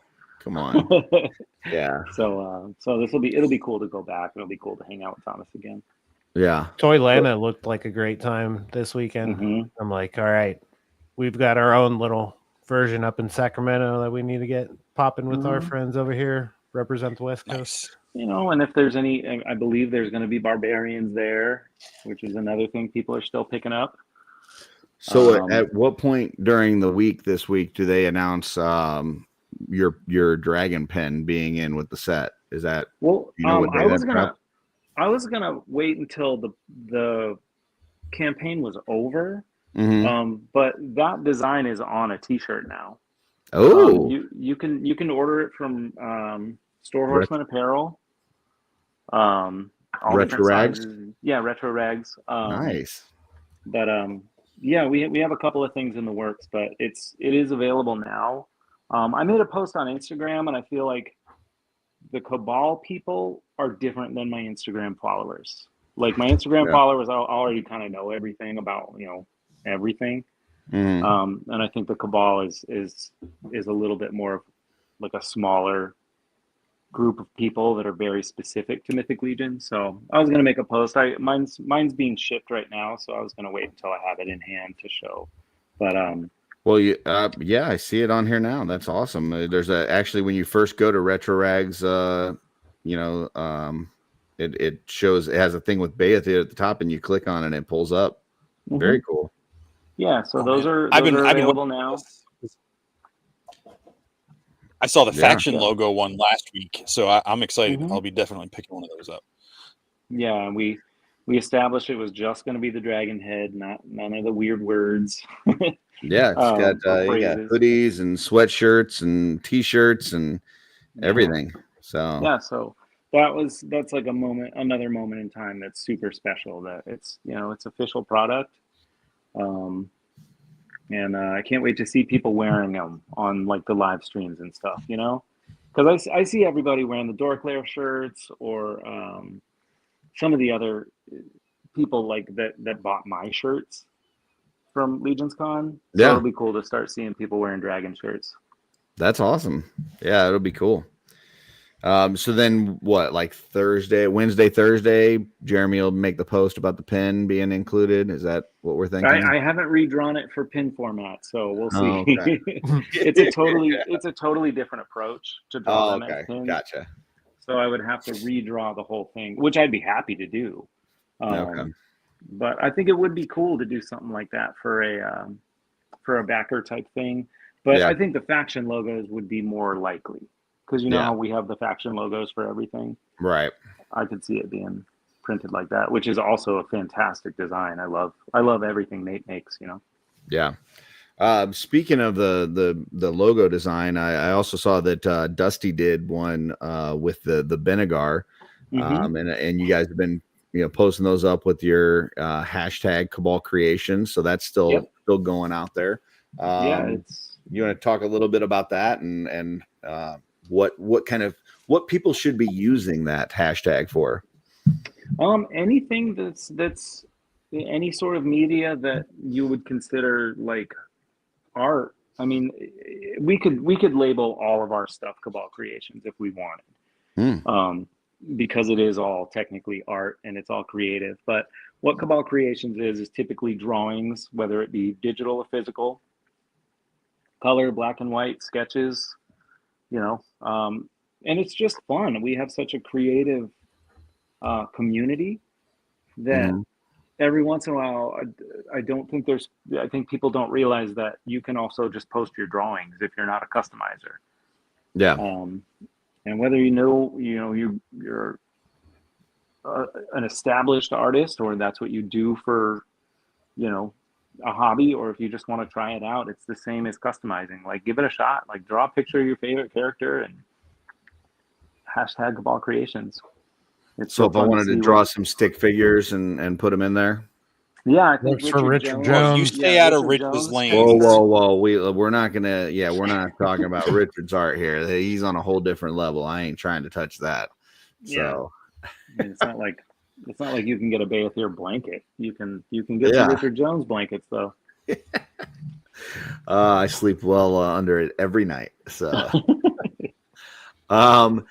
what else, guys? Anything that you guys are watching or doing right now for kind of occupy your time? I missed the quiz live yesterday that you guys did with Euro Legions, but I rewatched it earlier today, and I was gonna say you don't need to watch. That was some good time. That was some good times then. We got our butts kicked. So and then just seeing John get unhinged a few times was he fantastic. He got a little more riled than I've seen him. So I haven't watched that yet. I'm watching. So tonight I'll watch the new episode of White Lotus, which is if you haven't seen that series, I haven't even heard of that series. I don't think it's on HBO. It's fantastic. It's like every season it's a standalone season. Takes place at a resort called White Lotus. Somebody dies at the beginning, and then the rest of the season, because they don't show you who dies. Somebody just you just find out somebody dies, and throughout the season you're getting to know these guests that are staying at the hotel, and you're like kind of wondering who's gonna die. Gotcha. It's just well casted, well written. And then I started watching 1883 on Paramount. Okay. It's like a Western show. I guess it's the prequel. That's Yellowstone. It's the prequel to Yellowstone. But man, that's a great show. Like I actually had to stop watching it to do this tonight because I've just been screwing around all day. Yeah. I think I've seen that one. That one's pretty good. That White Lotus sounds right up my alley. I actually just finished watching Residence on Netflix. Oh, okay. It's like a little murder mystery thing. Yeah. But yeah, White Lotus for sure. Also recommend. 10 out of 10, man. It's like the series isn't like a whodunit. That's just something at the beginning. There's like every character has their own story and they're all kind of intertwined. And they're all kind of crappy people. Like they're all really rich, kind of crappy people. So some of them you'd rather die more than the others. Yeah, there's But, a reason for everybody that you can think of, while you're yeah, watching through this. yeah, And it's fantastic. yeah, season 1 was in Hawaii, season 2 was in Sicily, and then this one takes place in Thailand. So it's but you don't need to watch the previous ones, but I do recommend them all. They're all really good stuff. Finished up Severance recently. That was fantastic. I just finished that up last night. So That one's the only thing I don't like about those is how like you finish it up and it's like, okay, now when's the next season coming out? Because you're just like left hanging. So yep. they That's did what I it. told my wife. They did I was it like, it's really gonna be bad like last. Lost. Yeah, at It's the end gonna of the keep first going season so was long. like, oh my god, how are you going to end on that? And this one, I don't think this one was as bad as of a cliffhanger as the first season, but it still is like, okay, all right, now when's the next season coming out? So That's one of those. I feel like Apple TV. The reason I've never gotten Apple TV is because every time something is really good, it's not over yet. So when everybody finished the soccer one that you guys were all into, Ted Lasso. Ted Lasso, I considered getting it because I was like, cool, I can watch it from beginning to end. And then something else started, and I was like, well, I'm not going to do that thing where I have to watch a full season and then wait 2 years for the next season. So, so up until now, like I haven't gotten Apple TV. It's the only streaming service that I haven't done it yet. I know Jesse and I have talked about this, at length, but I think that Apple TV is absolutely the best streaming service for the money. I mean, it's like $5 a month or something, and they've got some of the best shows. A lot of great shows that you're just like so hooked on. That if I had to cancel all but one streaming service, Apple TV would be the one that I would keep. Really? Yeah, by far, not even close. Let's look it up. I just wish we could go back to the old days of, everything on cable. In one spot. Yeah. Like too many damn options at this point, man. I've been watching Daredevil Born Again too. Nice. Yeah, that's a good one. Been the Punisher series. I mean, Daredevil was amazing. Punisher even more. John Bernthal's just, I love that guy. Daredevil Born Again has just been really kick ass. So what's weird about Apple, Trevor's talking about Severance, and then you got Shrinking. They've got a lot of series that start with the letter S. There's just like 7 series that start with the letter S that are all really, really good. But yeah, Ted Lasso's great. C is awesome. Silo's awesome. Shrinking, Severance. It is some of the most compelling television that's out there. So Silo was check it rad. out, man. Yeah. Invasion's really good. I couldn't. You just watched get through For All Invasion. Mankind, right? For All Mankind was awesome. I love For All Mankind. It is so good. So yeah, it like I said, You couldn't get through Invasion. It was one of those situations where we started watching Silo, Invasion, and like some other show kind of right around the same time, and then the stories started getting a little blurry, and I was like, was this in this show or this one? And so we had to put a pause on everything else and just focus on the one. Yeah, Severance is one where I definitely can't watch it week to week because there's a lot of weird shit going on in Severance. So you really, in my opinion, you kind of have to binge it. Otherwise, you're going to be totally lost. At least that's how I find myself. But a lot of those other ones, I don't mind going week to week because they're just so fucking good. Sorry, didn't mean to curse, but they're really good.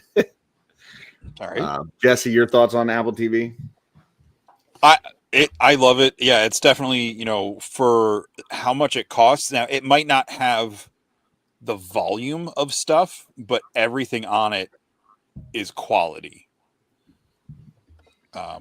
Even if it's not something I'm particularly like, I've said this before, that the one, I think it's called The Morning Show or something like that. I don't know if that's what it is.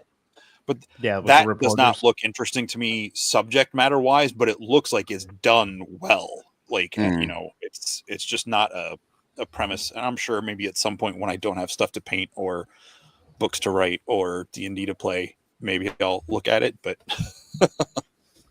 I mean, I early on I heard a lot of people talk about C, and I don't hear much about it anymore because the series is over. But that's a really great series. Like Momoa is awesome in that, and man, that's a freaking awesome series. So Need to go back and heard finish that one. yeah, it's really The good. only thing I don't like about that show, and the actress does a great job, but the one that plays like the princess or the queen or whatever her role is, Mhm. I can't stand that character, but she does it well. But like I feel like where I was at last time I watched, it was so much around what was going on with her. I'm like, she makes me severely uncomfortable. I don't want to watch anymore with her, but she does such a great performance that like I don't want to look away either. Yeah. Another show we watched recently. It's a little heavy. It's called Adolescence. It's on Netflix. Takes place over in the Eurolegions land. In somewhere over I'm there. trying to think if I watched that. What is that one about? So without spoiling anything, something takes place at a school. Kid gets murdered, and then they're trying to figure out who did it. It's a mini series, 4 or 5 episodes, but the coolest part is every episode is a continuous shot. So from the start of the episode, 45 minutes through, it's just a single continuous shot. Wow. Oh wow! So it's That sounds I'll have to intense. check that out. I think that might be on my list. I know the name sounds familiar. So yeah, I see Blake says it's heavy. It's definitely a heavy like drama movie, but or miniseries. But the way that it was shot, just the artistic aspect of it was really cool. Yeah, I think for me, like Awesome. the main selling point of the Apple TV though is Ted Lasso, because it is, that and the other show would be Chosen. But like those two shows, like I watch them and I just feel better, right? Like there's a lot of, like you're talking about, heavy stuff. Like you watch and you're just like I'll watch Sons of Anarchy and I'm like, it's a really good show, but I feel fucking shitty afterwards. Or like I'll watch Breaking Bad and I just feel terrible. Like you watch Ted Lasso and it's like the opposite of Breaking Bad. That's literally how it's being sold to me. They're like, dude, it's like how often I put on The Office. Yeah. It's like that thing that I just put on and it's easy and it's fun and it's lighthearted. And that's what someone said. They were like, you gotta watch Ted Lasso. They're like real characters, like the real people that have real problems, but they're just trying to do the best they can, right? Like you're just trying to get a little bit better, each day and just work through it. It's very good. Oh, cool. I did watch I'll say movie Ted called... Lasso is going to kick you in the heart too. Like it's Totally. Yeah. It's gotta feel good. You do feel good. But in the next scene, they'll bring you back up. Like they balance it like they get into some heavy stuff, but they balance it really well to where feeling good is the predominant vibe you get from it. Yeah. What We Do in the Shadows is another. I just finished that. They tied it up really well. It was hilarious. Like I'm behind on that one. series. Well, it's over now. It's officially done. So Dub 3 was talking about shrinking as well. That I gotta say, I think Harrison Ford, that might be his best role. Like he is so freaking, and that's hard to say because he's done a lot of great stuff, but man, he is so good in that role. He is like just this cranky guy that like it kind of like it almost like he doesn't want to be around people, but then deep down he really does want to be around people. Like he's, I don't know. He's so good in that role. So I watched that, the Recon Rage's fan. I watched Louder Milk. That was a good Louder one. Milk is Excellent. I started that. Yeah, that's good. He's definitely got issues. If you've got a quick hour and a half to spend and Paramount, I watched a movie called Strange Darling. I've heard good things about that. It's the only thing I can say about it is that I can't say anything about it. Like, oh, all right. It's like, I think, 10, 20 minutes into it, I was like, I kind of get the idea. I know what's going to happen, or I think I know what's going to happen. And it's certainly different than I thought it was going to be. And it's wild. So highly recommend that one. It's a short one, not a lot of famous people in it. I watched an older, not old, but like an older movie that I just never seen that I'd heard a lot about this week, which was Primal Fear. Mm-hmm. And man, that was something, man. You know, Ed Norton, Richard Gere. Yeah, that was. I mean, I'd heard people talk about it and stuff, and yeah, it was interesting. It was really good. So, see, Jeremy's mentioning The Gorge. oh yeah, that was good. We watched that. I thought that was fun. That was a fun. It's like you don't know whether you're watching a rom-com or a horror movie. It's like a rom horror. And then without spoiling anything, I saw a lot of stuff in that movie that the Four Horsemen should be sculpting. Yeah. It was a really interesting, without giving anything away. Like there were parts of it that really felt, from a CGI standpoint and stuff, felt kind of like Lord of the Rings ish, but then also like stuff that was like modern military, and it was just a weird combo of stuff, and yeah, it was interesting. So, Trevor says didn't care for The Gorge. Well, there was some like character development and stuff in it, and I know that's not your thing. So yeah, that's probably why. Speaking of Trevor, April's going to be a big month for shows. I know we've got one of the best Disney shows coming back in the Star Wars land. So Andor will be coming back for some goodness with Disney Plus in April. I think we lost Curtis. Yeah, me and David just left. We're like, no, we're not gonna sit here and put up with this stuff. So no, David left for other reasons. Nope. I'm assuming. David also left because of Andor. Yeah, Andor's coming back. Handmaid's Tale's also coming back.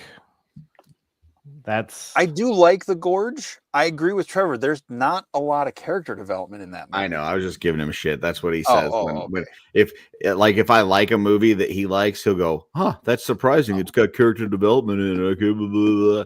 Like, yeah. You love Blue Eye Samurai, and that's got tons of character development. He says that's why I don't like Andor, though. I just don't like it because it's boring as fuck. So, you know, it may have good information in it, I guess, or it may have it shows you a different side of Star Wars that you don't see in other stuff, but it's just slow as all get out. Now, I will watch the second season, and hopefully it's a little bit faster paced. It looks like it is from the previews.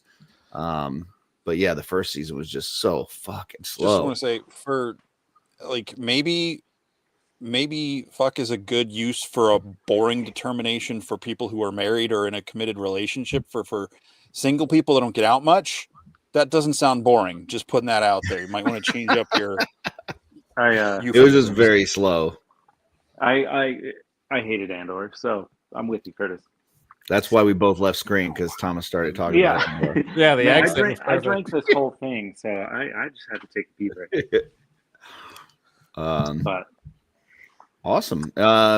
Anything else that you guys are collecting right now besides Legion stuff? Anything that you're into? Oh, I got that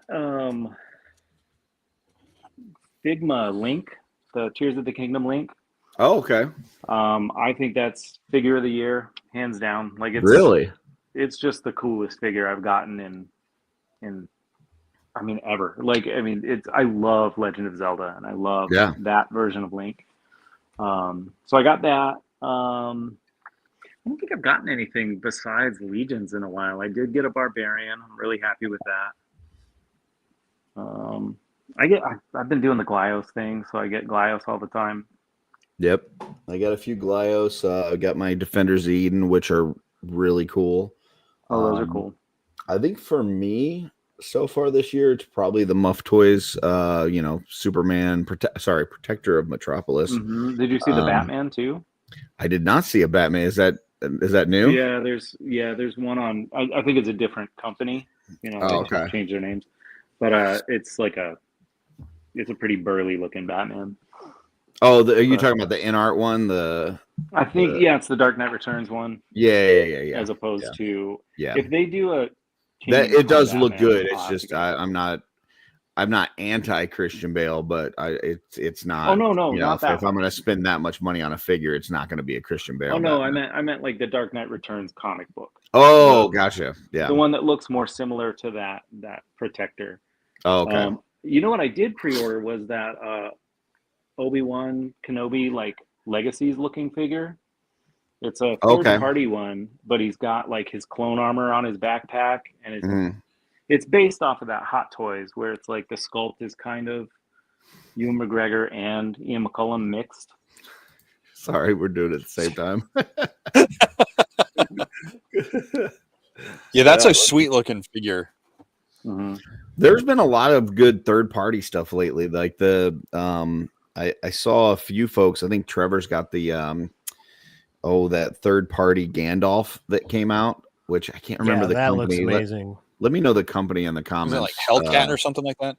Sorry. I think that might be right. Yeah, that Gandalf looked awesome. No, he looks cool. Yeah. So there's He's a got lot of really rooted hair cool too, I like think. third-party stuff coming out. Mm-hmm. Yeah, third party is like, I think that's the kind of stuff that I'll get. I kind of got out of Mezco. None of that stuff really does anything for me anymore.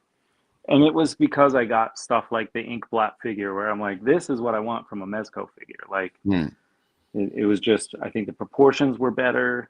The detailing was tighter. So I like a lot of those third party realistic characters.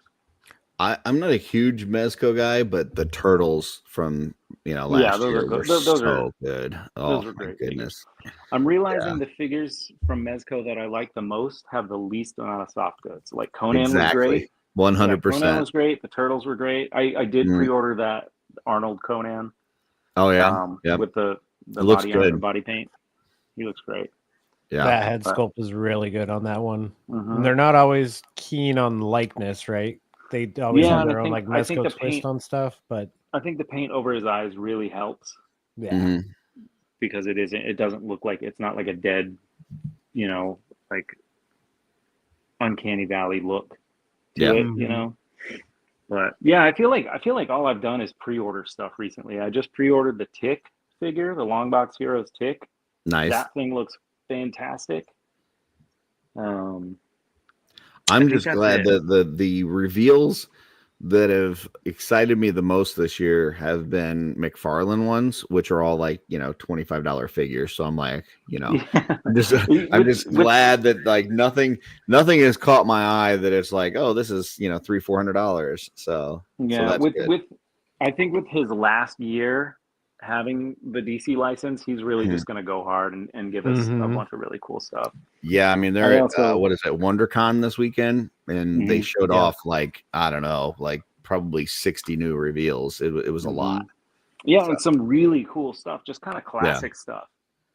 Yeah, the Batman Returns set. Like, I'm a huge DC guy, but I've tried to stay away from McFarlane. I don't know, the light proportions just don't work out for me. It's the proportions for me. It's the only line of figures that if you only have one, you can't put it next to anything.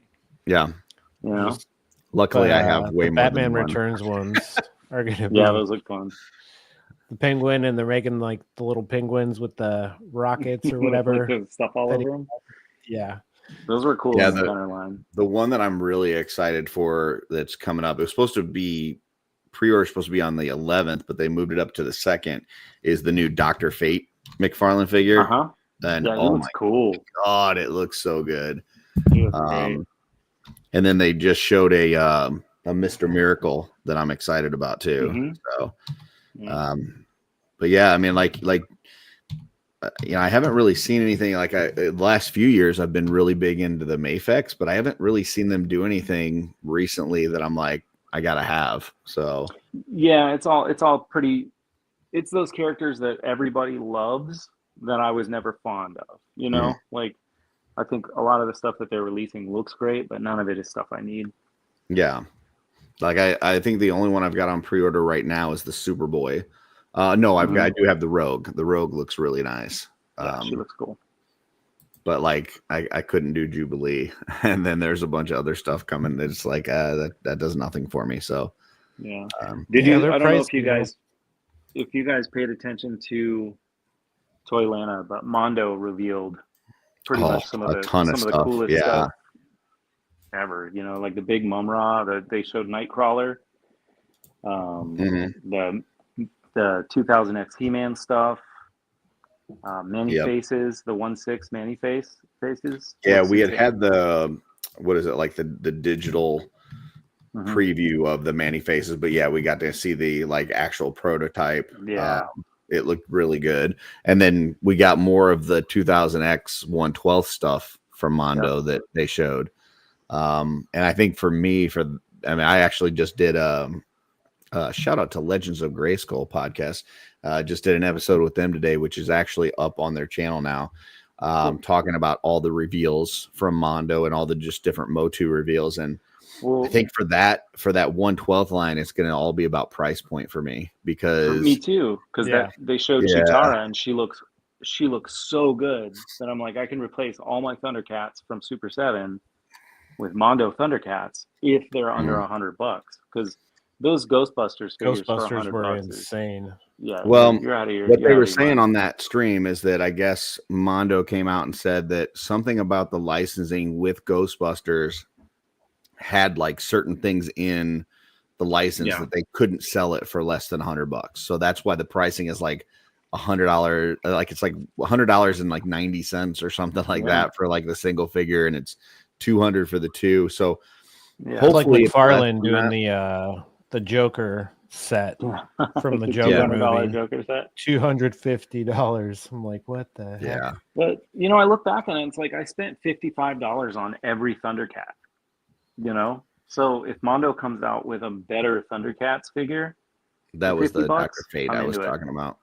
Yeah, so, that thing's nuts, man. He looks great. It's so good. So, William says prefer DC Universe Classics. I respect that opinion, but it is not correct.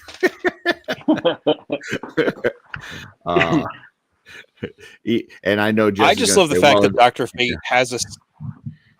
Go ahead. No, I'm not going to correct you. I was going to say that you were going to say that, you know, I can't tell him what he prefers, but I'm telling you, you prefer this. Trust me, William. So, but go ahead, Jesse. I just love that Dr. Fate is wearing like a skin tight bodysuit and he still has like a crisp starched collar. Absolutely. Yeah. His look was always kind of bizarre. This thing is just beautiful. Got to keep that medallion on lock.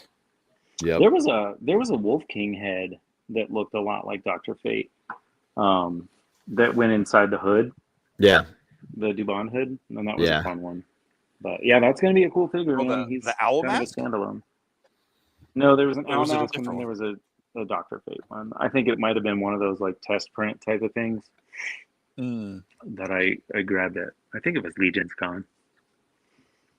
Yeah, there was Blake's talking about the Frosty the Snowman, Jada. I know there was like a, what was it, like a Flintstones, they had like a Fruity Pebbles thing.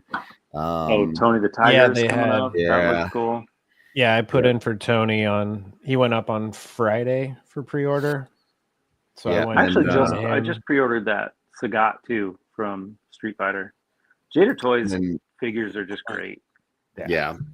And then McFarlane was showing Mortal Kombat. So there's just a lot of stuff revealed this weekend. So and a lot of really good stuff from like everybody else. It wasn't like the Hasbro thing or the NECA thing. It's like these smaller companies and McFarlane showing really strong stuff. Yeah. It'll be interesting to see what happens over the next couple of years. So yeah, toys are kind of at that like next level stage, and I think Legions have a lot to do with it. You know, it's like the quality of these figures for the price has kind of made everybody have to step up. You know, for sure. Yeah, and you know, with Mattel getting the DC license back, just kind of thinking what the future of the toy aisle looks like. Like, does that mean they take over that space that McFarlane has now, or do they have to use the same space that they've got now and kind of not have as much of something else there? Does McFarlane end up getting the Marvel license, which I know he's definitely trying for? Does Black Series basically just fade away? Does anybody even care about Black Series anymore? So I think the next, 18 months or so are going to be kind of interesting in the toy aisle just to see what happens. So For sure. Jesse, did you have something? First of all, do you actually find toys in your toy aisle? Because I mean, there's almost never anything in my stores. I had been finding stuff. Now, it was not necessarily stuff that I wanted, but a lot of Star Wars, a lot of King Kong, Godzilla, a lot of Jurassic Park, G.I. Joe. I was just trying to make a joke about, yeah.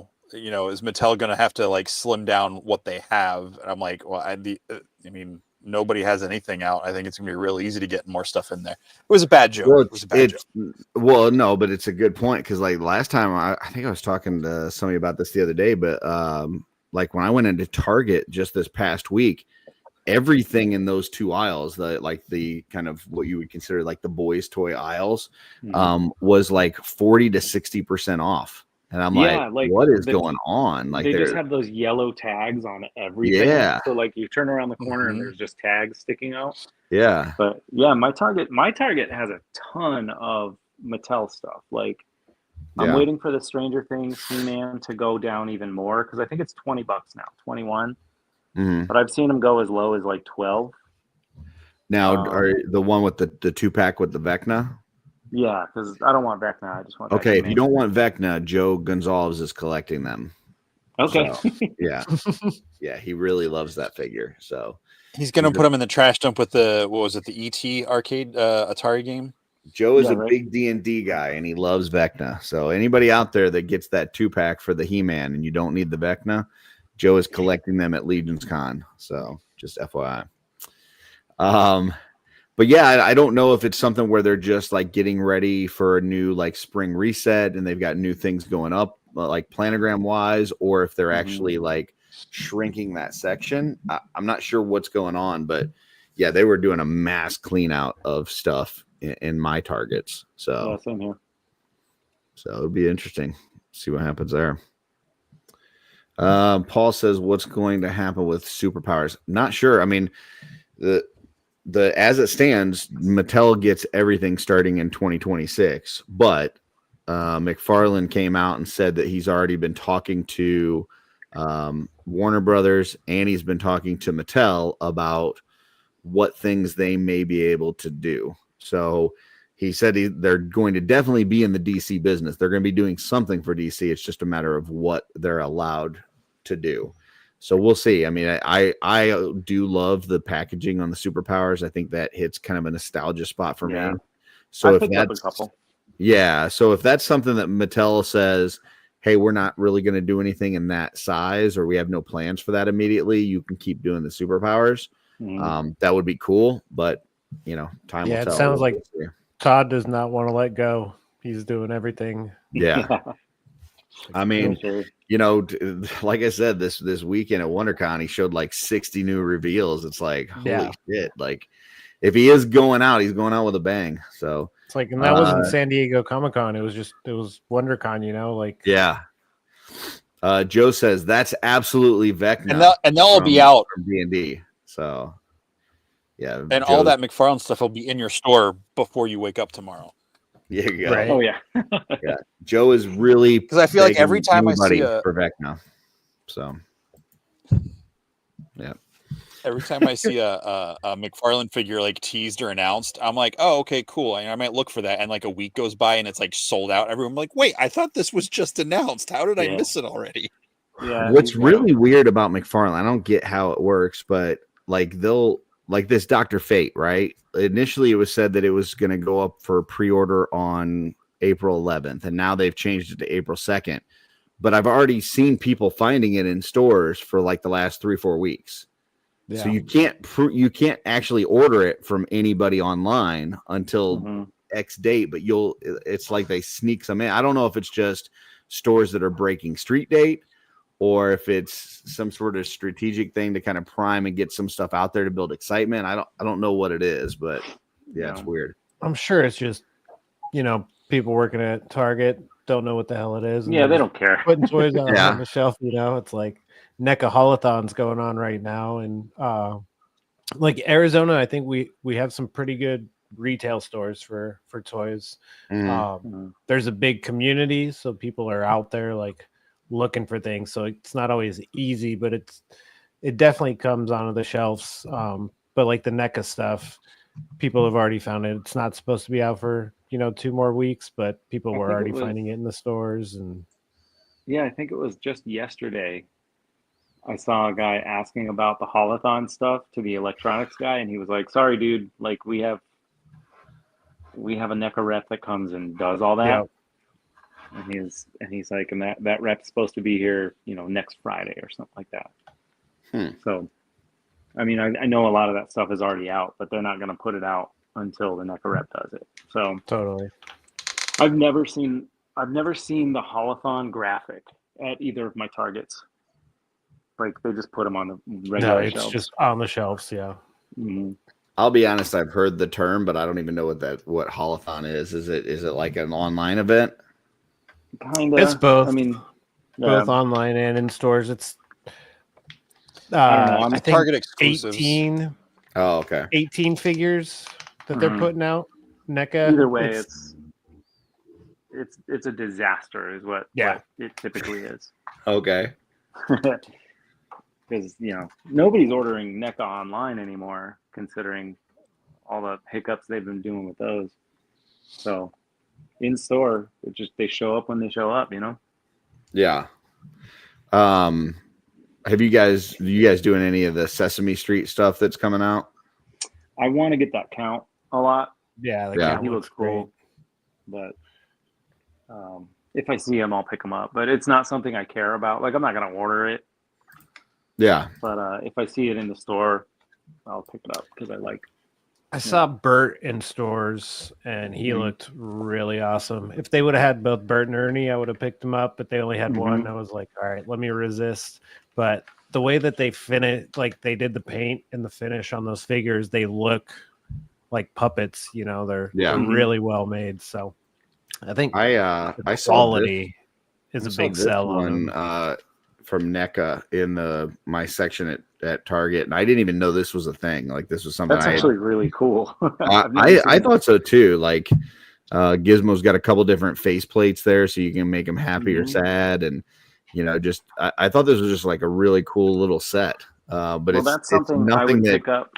Yeah, I never saw this as like a reveal or anything, or if I did, I missed it. But I just walked by this, I was like, oh, that's kind of cool. So yeah. But that's pretty cool. Yeah. Isn't that just a repack? Probably. I imagine they're all. What's that, Jesse? I think that's a repack. I think all those figures have been out separately. before. Oh, have they? I think so. I could be wrong. Okay. Gotcha. Yeah, I thought that was a cool little. Am I lagging bad? One of us is, you or me. So. I'll be right back then. All right. Muppets would be awesome. Yeah. Yeah, that'd be cool. Yeah, I could see that.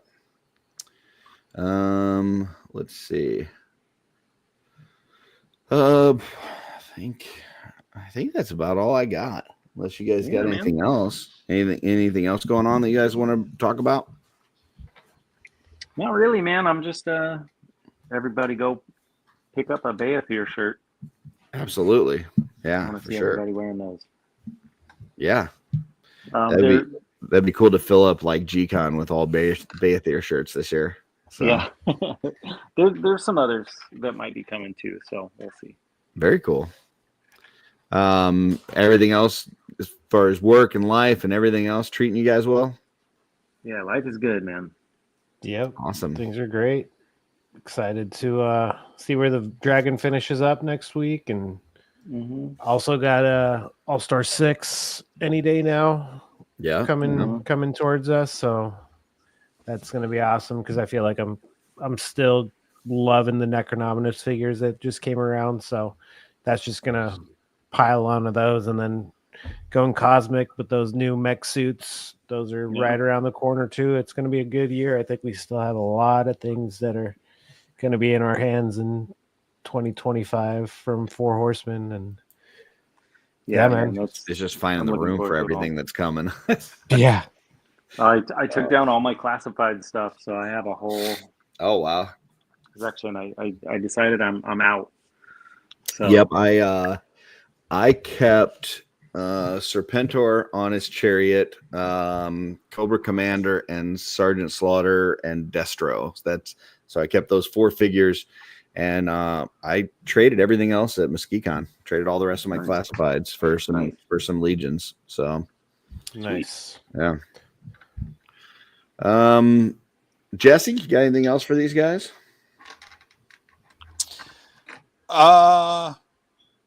No, I did just get the Secret Wars Wolverine and Captain America finally. Nice. I was really happy with that Wolverine. I love that Wolverine. He's a great toy. Yeah, like I like him a the lot. poses, the expression on it, and I recently found, or maybe I got them on eBay, the original Secret Wars of Cap and Wolverine. So I got Cap with his like screen change shield. I don't think the lenticular card is still in there. So those were I had Captain America. My brother had Wolverine. That was how I got introduced to Wolverine. And he had those like black claws that like clipped onto his wrists.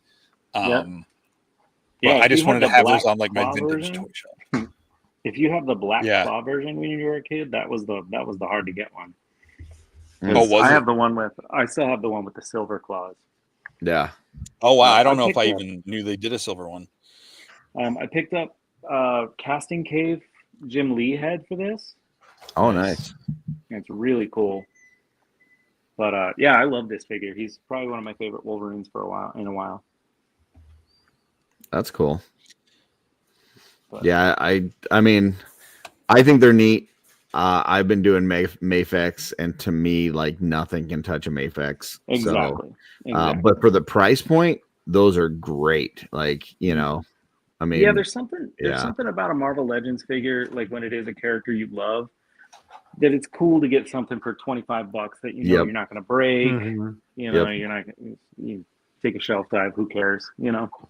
That's what I love about the McFarlane. I'm the same way with that. It's like I mean, I've got Mafex figures of Batman and of Superman, all this and that. But if I can get one at $25, it's like, oh yeah, yeah, you know, yeah, for sure. Yeah, I mean that goes with the classified stuff too. It's like the price point is perfect, and I think the quality you're getting out of classified is probably the best on the toy shelf. You know. Yeah. I think the biggest thing for me with that was, and this is going to sound really stupid, but they're just too small for me. Like the difference between a 6-inch and 7-inch figure, display wise, is noticeable. Like I can, you know, my Legion's 7-inch. I can put them in these DTOFs. I can go sit across the room and I can enjoy my display. You put in 6-inch figures, and for some reason, like it doesn't. You can't see it. You can't see the details. You can't. So they're cool to open. They're cool to pose. They're cool to, you know, mess around with. But then you put them on your shelf, and it's like, for me, I can't see them. So yeah. I definitely have my Mafex figures away from everything else. Yeah, they're just a little too small. But that's also why I love the 1/6 scale Mondo, because then it's like they're those guys. You can see those from a couple houses away. It's bad, man. Those Thundercats are gonna make. I'm gonna be in trouble with those, man. Yeah. I just had the Mondo Poison Ivy show up this week. I completely forgot until now. I have not opened any of the animated series Mondo, but I have them all. That's my favorite cartoon from childhood, so I had to go in on Batman the Animated Series, but they're so massive. I've got to find room for them. But I heard that they announced that they're going to do Superman the Animated Series as well. So oh wow, yeah, so that'd be cool. Yeah, nothing else, just getting a Superman for your Batman will be cool. Zero Mondos.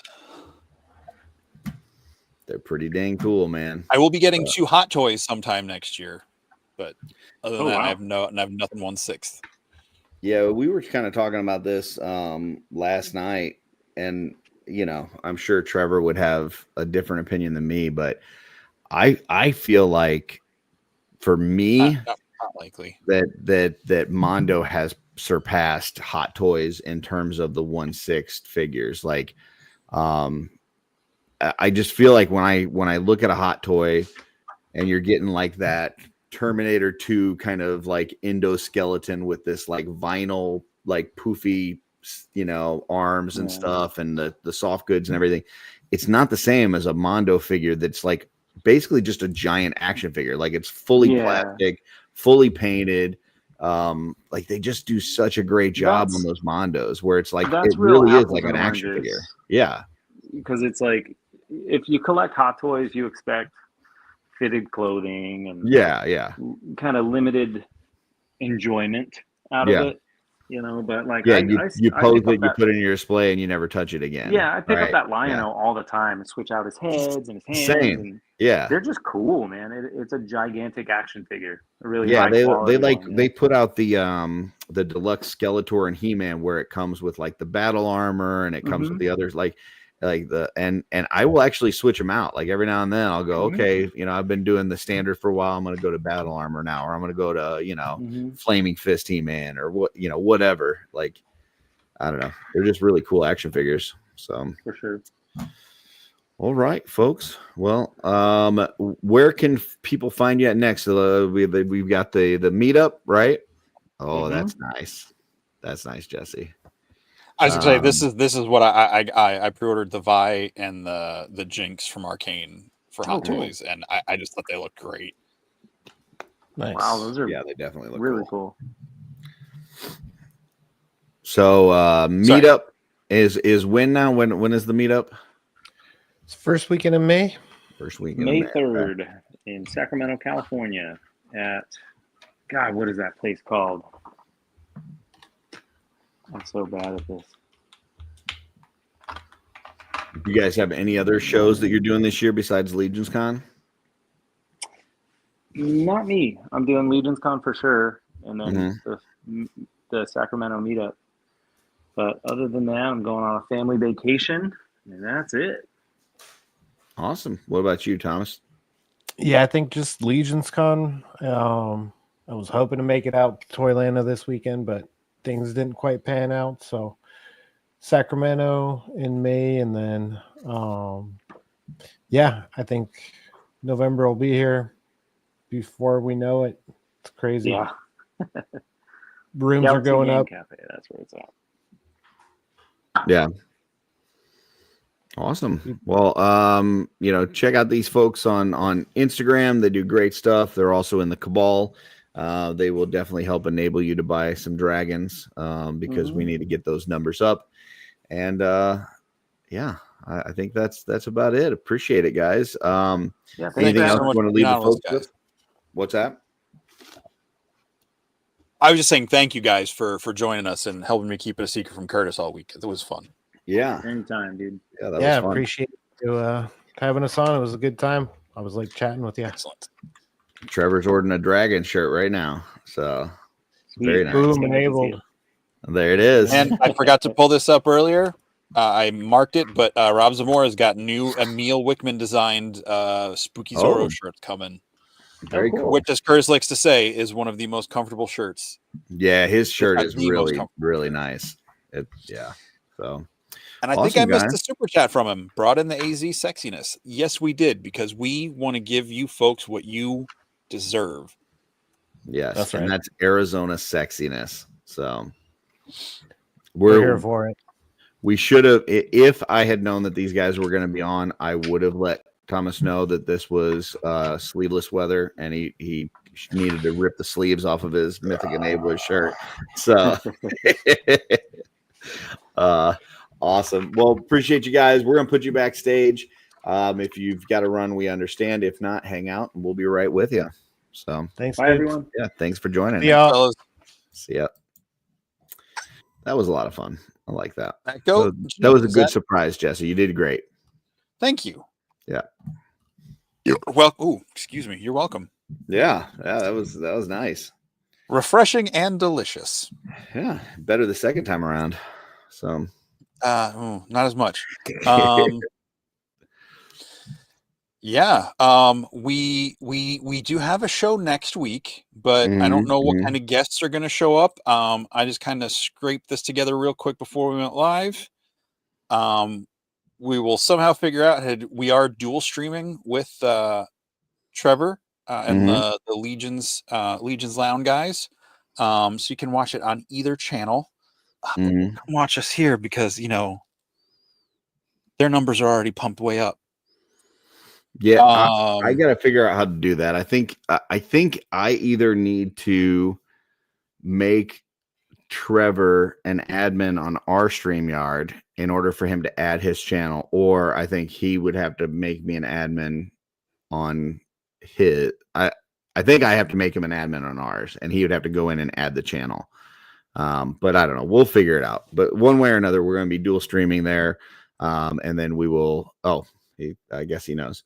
And then same thing with earlier in the day, we got a dual stream with Legion's Ladies. So, nice. He says it's easier than that. Well, there you go. Yeah. Well, we can talk about it tomorrow because tomorrow they should have a Legion's Lounge. Right? Oh, yeah. There's a Legion's Lounge. And then after the Legion's Lounge, we will be doing top secret stuff for the Four Horsemen. So, little top secret D&D. Don't tell anybody. Yeah. And don't talk about that around Travis because he'll think you're talking about something else. Yeah, it's D and D. So yes, not DND. So there you go. Beautiful. Well, I mean, technically it is it's DND if you go to the website. Oh, well, there you go. So it is the dinosaurs. All right. So next week we'll see you for the telethon, and hopefully everybody's buying their dragons. If you already did buy a dragon, consider buying an extra one. Paint it up. It's a lot of fun. It's going to be fun to paint. Yes. So awesome. Well, I think that's the show, man. All right, folks, make sure you check out other stuff from us whenever we do it, and make sure Nope, it's gone. Gotcha. I was going to say, go watch Art by Akerman for all sorts of great creating tips and insights and conversations with folks. It's conversations with really folks, good. yes, but right now the content is very lacking on the channel. I'll just let you guys know. Been doing a lot of travel for work, so been kind of falling behind. For like the 4 weeks you've been doing the channel, you've built up quite a library. So that's true. There is stuff to watch, but I do have a new one dropping tomorrow with John Caulfield on how they do that. So if you'd like to hear the soothing sounds of John Caulfield's voice, tune into that tomorrow morning. So yes, he will hopefully not be as angry as he was during the trivia game yesterday. Much less angry, yes, that's for sure. All right, folks, thanks for tuning in with us. If you're watching on the replay, thanks for being here. Thank you for the super chats, all the channel supporters. We love you guys and gals, and we'll see you at the next show. And until next time, what's on your shelf? Are you still not pushing the buttons? Oh, I thought you normally do it.